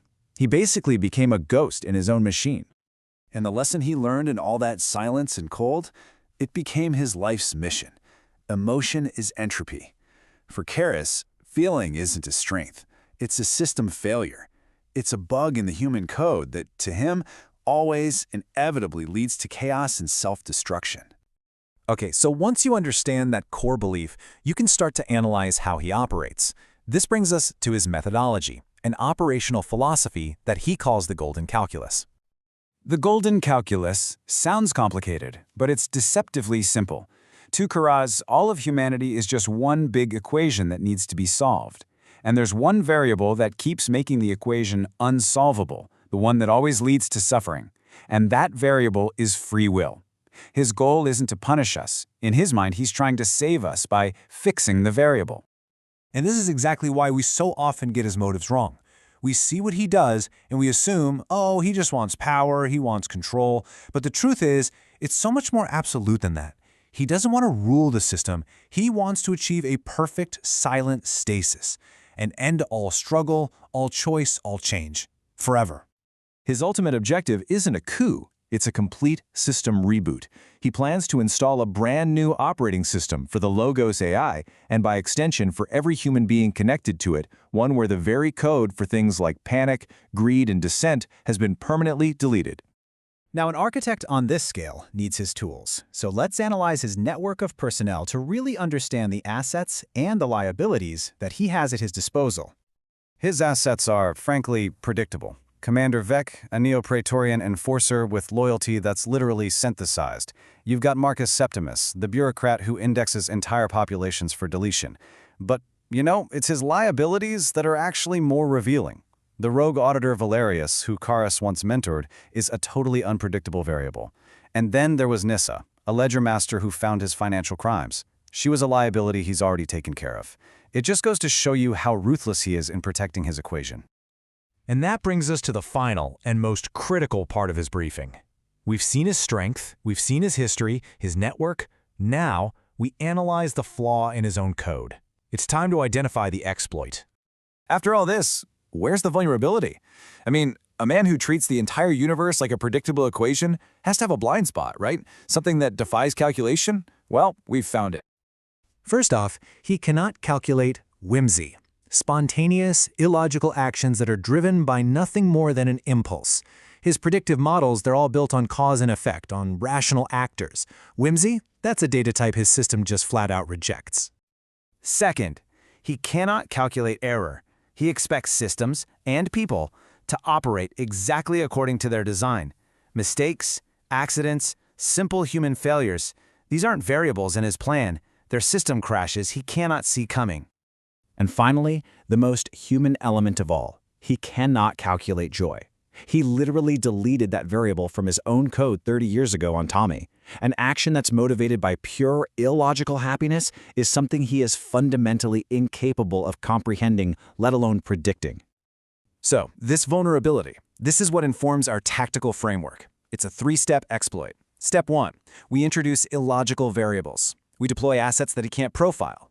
Step 2, create asymmetric threats that just bypass his procedural rules. And Step 3, force his system to try and calculate beyond logic.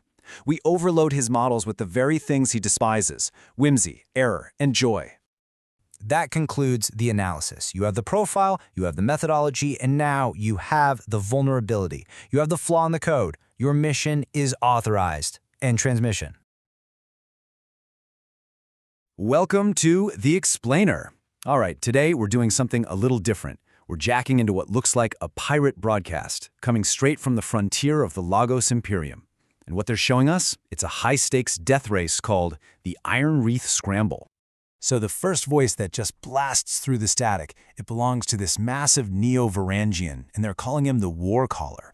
And boy, does he have a welcome for us. He just roars. The core has their pretty lights. The core has their safety rails. Here on the rim, we only have one law. Gravity is the only fuel you don't have to pay for. Welcome to the scramble. Okay, so let's break this down, because to really get this race, you've got to understand the place it's happening. The whole broadcast is coming from a world called Ravenna Echo, and this place, it's a high-gravity fortress world where, get this, the very idea of a civilian just doesn't exist. Yeah, I mean, this really gets to the heart of it, right? Ravenna Echo is all about brutal efficiency. This place isn't a colony, it's a forge for war. That insane gravity, 1.5 Gs, that's not a bug, it's a feature. It's designed to weed people out, ensuring only the absolute toughest can even survive, let alone fight. The whole planet is just a production line for soldiers and war machines. And the sky is just permanently choked with this toxic ochre haze from non-stop live fire drills. So a planet like that, you can imagine the kind of machines it produces. And now we get to meet the broadcast's other host. He's this twitchy mechanic, cybernetic eyes and all, and he just nails it. He calls the ships they're racing suicide machines. And you can just hear the glee in his voice. He says, "Look at that beauty. Strip the shielding, strip the life support. If it doesn't make you go fast, it's just drag." I mean, that philosophy right there, that's Ravenna Echo in a nutshell. Overwhelming force comes first, and everything else, even breathing, is a distant second. And at the heart of these things, it's just as insane. They're powered by overclocked singularity reactors. We're talking contained microstars, basically. And of course, they're pushed way, way beyond any sane safety limit. It's not just tech for tech's sake. It's like they're just trying to build a better, faster axe. Just to put this in perspective for you, these things run at 5,000 degrees Kelvin.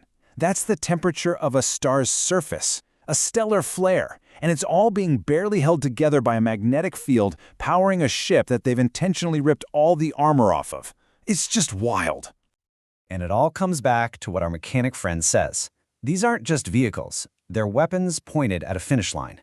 Every single pilot is basically strapping themselves to a live bomb and hitting go. So how do you even fly something like that? Well, that brings us to one of the signature moves of this whole race. It's called the dead stick drop. And it's where the pilots actually turn the planet's crushing gravity into a weapon. This whole maneuver just perfectly sums up their fatalistic mindset. And the War Caller, he explains it with this almost religious intensity. He says the strategy is simple, the dead stick drop. You cut the power, you let the planet grab you, you fall until your eyes bleed. Can you imagine? It's this absolutely terrifying gamble with physics, praying your engine will actually turn back on. But, even if you pull it off, survival comes at a price, a really steep price. They have a name for it, the Jarl's Toll.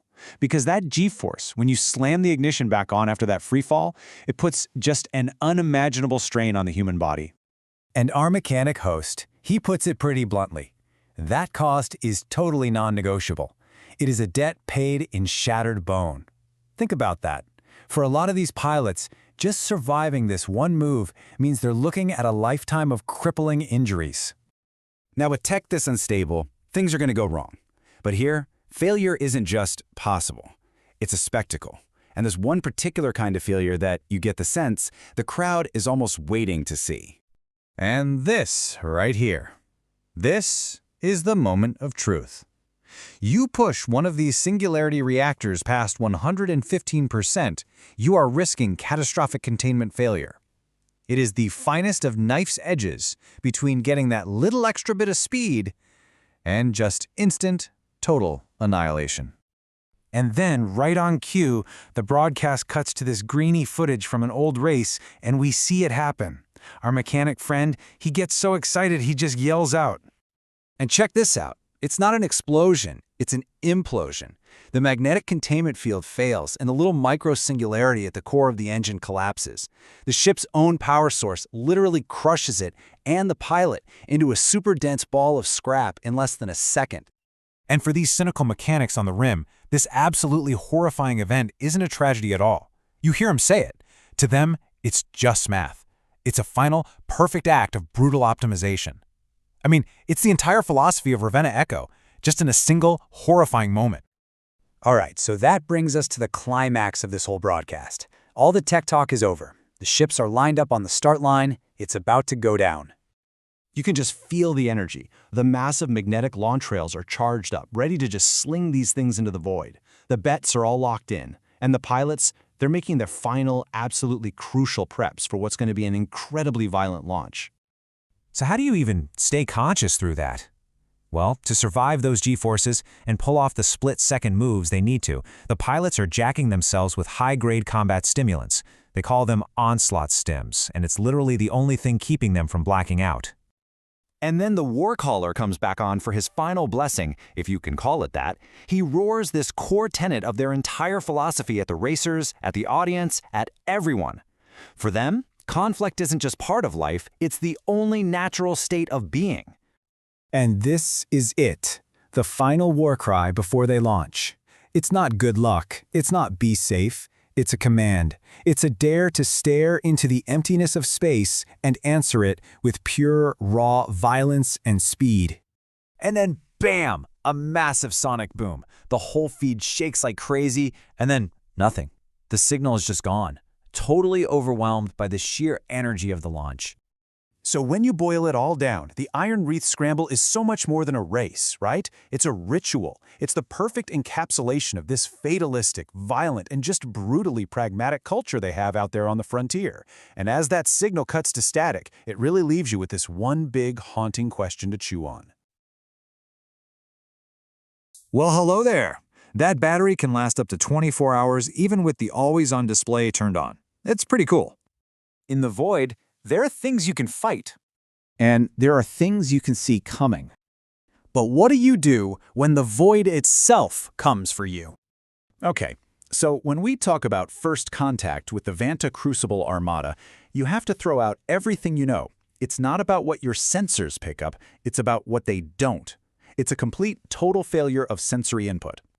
And this isn't just, good stealth. This is a choice. It's doctrine. No engine wash, no signal chatter, nothing. An absolute zero transmission protocol. It's a terrifyingly disciplined silence. It's like the entire military machine is holding its breath. Right. So your long-range arrays, your listening posts, they all just report nothing. A clean signal. But that's the thing. The absence of data is the data. The silence is so perfect, so complete, that it registers as a systemic error. It's a glitch in reality's network. It's not really an arrival. It's an erasure. They don't jump in from the void. They just materialize. a jagged eclipse that starts blotting out the background radiation of the entire cosmos one star at a time. And the physics behind that? Well, it's terrifying. This isn't just black paint. We're talking about an alloy that seems to be engineered to violate the basic laws of observation. It actively interacts with the vacuum to just swallow light. The ship doesn't block starlight, it consumes it. They're literally holes in reality. So, now let's break down how this sensory anomaly translates into an actual physical threat. We need to analyze the architecture of these entropic engines. The Obsidian Spearhead. It's their primary command vessel, and from a design standpoint, it's a complete contradiction. We're talking a kilometer-long fortress, a monolith of pure entropy, and it's powered by harnessed, lattice-linked micro-singularities. And that ionized ash, that's not exhaust, it's a perpetual funeral shroud. It is the literal dust of the last world they conquered, following them to the next one. And carved into those light-swallowing holes are these runes. They're not just for show, they are functional, biotechnical horrors. Active data subroutines that literally crawl and pulse, and they're powered by the psychic residue of harvested souls. Think about that. They are living kill tallies, broadcasting pure subliminal terror. All right, so we've got a silent, invisible fortress covered in what are basically psychic runes. Now let's look at how it fights. Because this thing doesn't engage in anything we'd call conventional warfare. It commits acts of physics. Their main weapon, the shearing gravitonic lance, it doesn't shoot anything at you. No kinetics, no thermals. It weaponizes gravity itself. It projects a focused wave that just destabilizes the fundamental forces holding your ship together in this dimension. So here's the attack sequence. It creates these impossible stress fractures in the geometry of the void itself. The target doesn't just break apart, it undergoes what they call differential dimensional collapse. Basically, different parts of the ship stop existing in the same reality at the same time. The result isn't wreckage, it's a mathematical impossibility given physical form.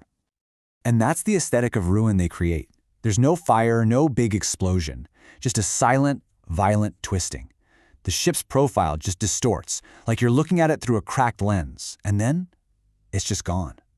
Ripped into a swirling, impossible spiral of debris. But maybe the most effective weapon they have is the one they never actually fire. It's their doctrine, the relentless, crushing weight of their silence. Exactly. Look, standard naval doctrine is noisy by design. You have to communicate, coordinate, intimidate. The Vanta, they've just eliminated all of it.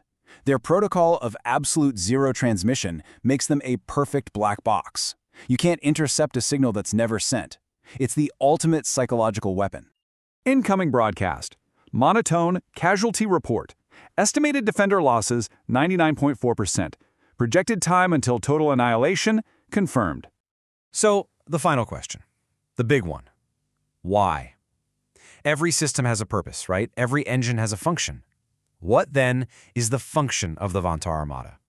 Well, we analyze threats based on motives we can understand. Do they want tribute, strategic territory, raw materials? These are the variables of conquest, the standard predictable logic of war. But the Vanta, they're a catastrophic error of physics. Their logic is not our own. They don't want anything from you. Surrender is completely irrelevant. Your resources are meaningless. They see organized life, consciousness itself, as a statistical anomaly, an unacceptable variable in the great cosmic equation, and it must be corrected. Which means their ultimate objective isn't conquest at all. It's equilibrium. They act like a function of the universe itself, a correcting force that's just dedicated to restoring the universal constants, the absolute silence of the void, and the completion of entropy's cycle. This, right here, highlights the fundamental difference. A castle wall is something you can break, you can overcome it. But a black hole? A black hole is a condition of space-time. It doesn't attack the problem, it removes the very reality in which the problem exists. And that leaves us with the only question that really matters. When you're faced with an enemy that operates as a fundamental force of the universe, how do you fight a law of physics?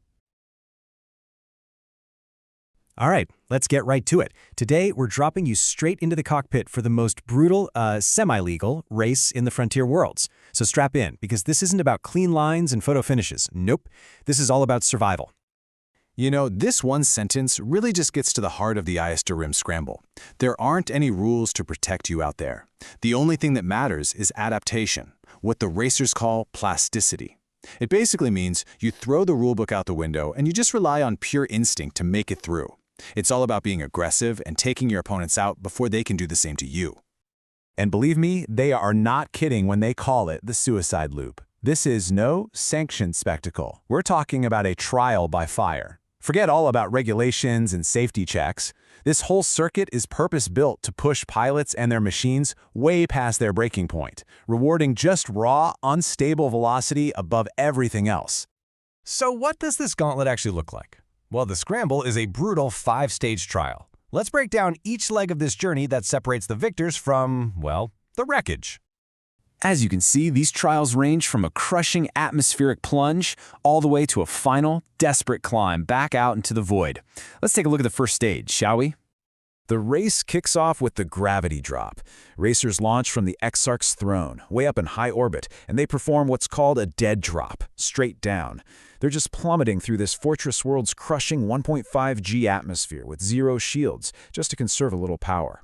The whole goal is to hit the dueling pits on the surface without your ship turning into a meteor or your body just giving out from the insane G-force. Next up, racers hit the Gatekeeper's Gauntlet. This is a warp sprint through the super treacherous Danubian Nebula. But here's the catch. The ambient noise in there makes all automated nav computers completely useless. So pilots have to rely on pure manual skill, a technique they call drift navigation, which is basically flying by the seat of their pants, to slalom through this cosmic graveyard of binary pulsars and gravimetric shears. Okay, so here the race totally shifts gears, right? It goes from the empty void of space to a dirty, down-low atmospheric fight. Stage 3 is the Traitor's Drift, a low-altitude tear through the corrosive methane sulfur fog of Margus 4.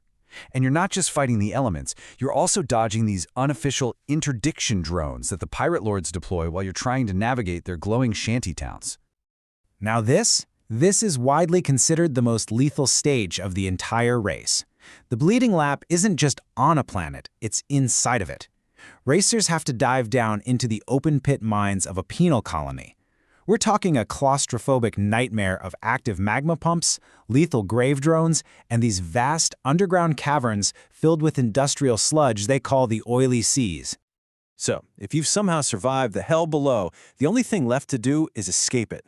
The final stage, the ascent, is just this desperate full-throttle burn back into space. The finish line is that sensor spire, the Exarch's crown, right back where this whole nightmare began. Okay, so you know the arena now. It's time to meet the gladiators. I mean, who are the teams insane enough to actually compete in this death run?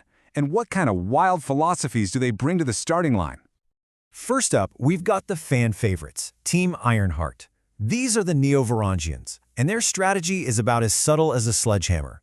They follow the Thunderstrike doctrine, which basically treats racing less like a competition and more like a full-contact assault. Yeah, this image pretty much says it all, doesn't it? These racers come from a warrior caste, and they absolutely bring that philosophy to the track. Their core belief is simple. You survive by making damn sure your opponent doesn't. And their ship, the Drakkar Sport, it perfectly reflects this idea.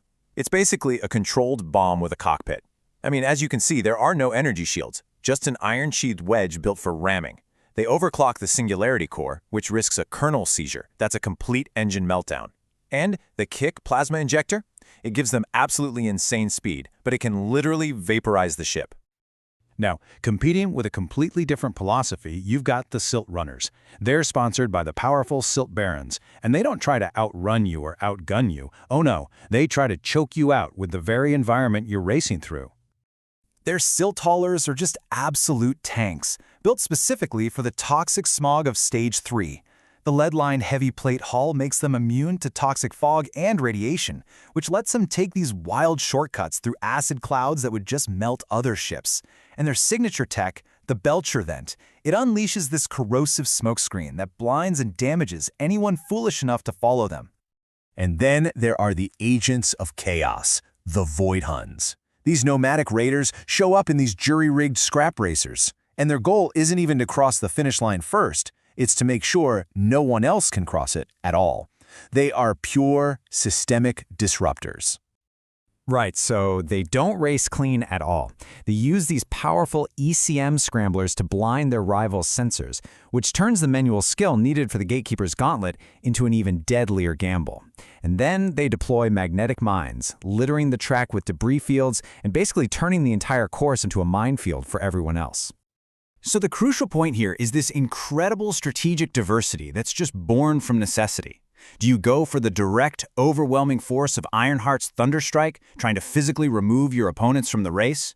Or do you prefer the indirect, toxic warfare of the Silt Runners, using the environment itself as your weapon?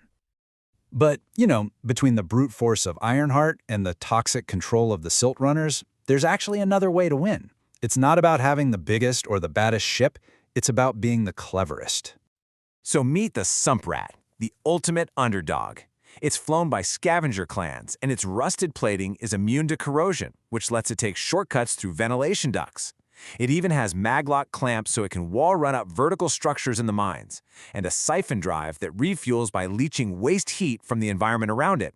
It's just a brilliant example of turning the hazards of the track into a real advantage. With such extreme risk, right? With pilots getting vaporized or choking on smog or just crashing into mines, you have to ask yourself, what could possibly be the reward for surviving this nightmare? And why does this matter so much? The prize is a black key license. Look, this isn't about prize money. This license gives its owner unrestricted tax-free passage and trading rights through the Iron Gates. That's the treacherous but only stable route to the frontier worlds. It's not just wealth, it's freedom and power in a very, very hostile galaxy. And that prize, that's what creates the central tension of the entire scramble. With the stakes this high, every single pilot faces a final, critical choice.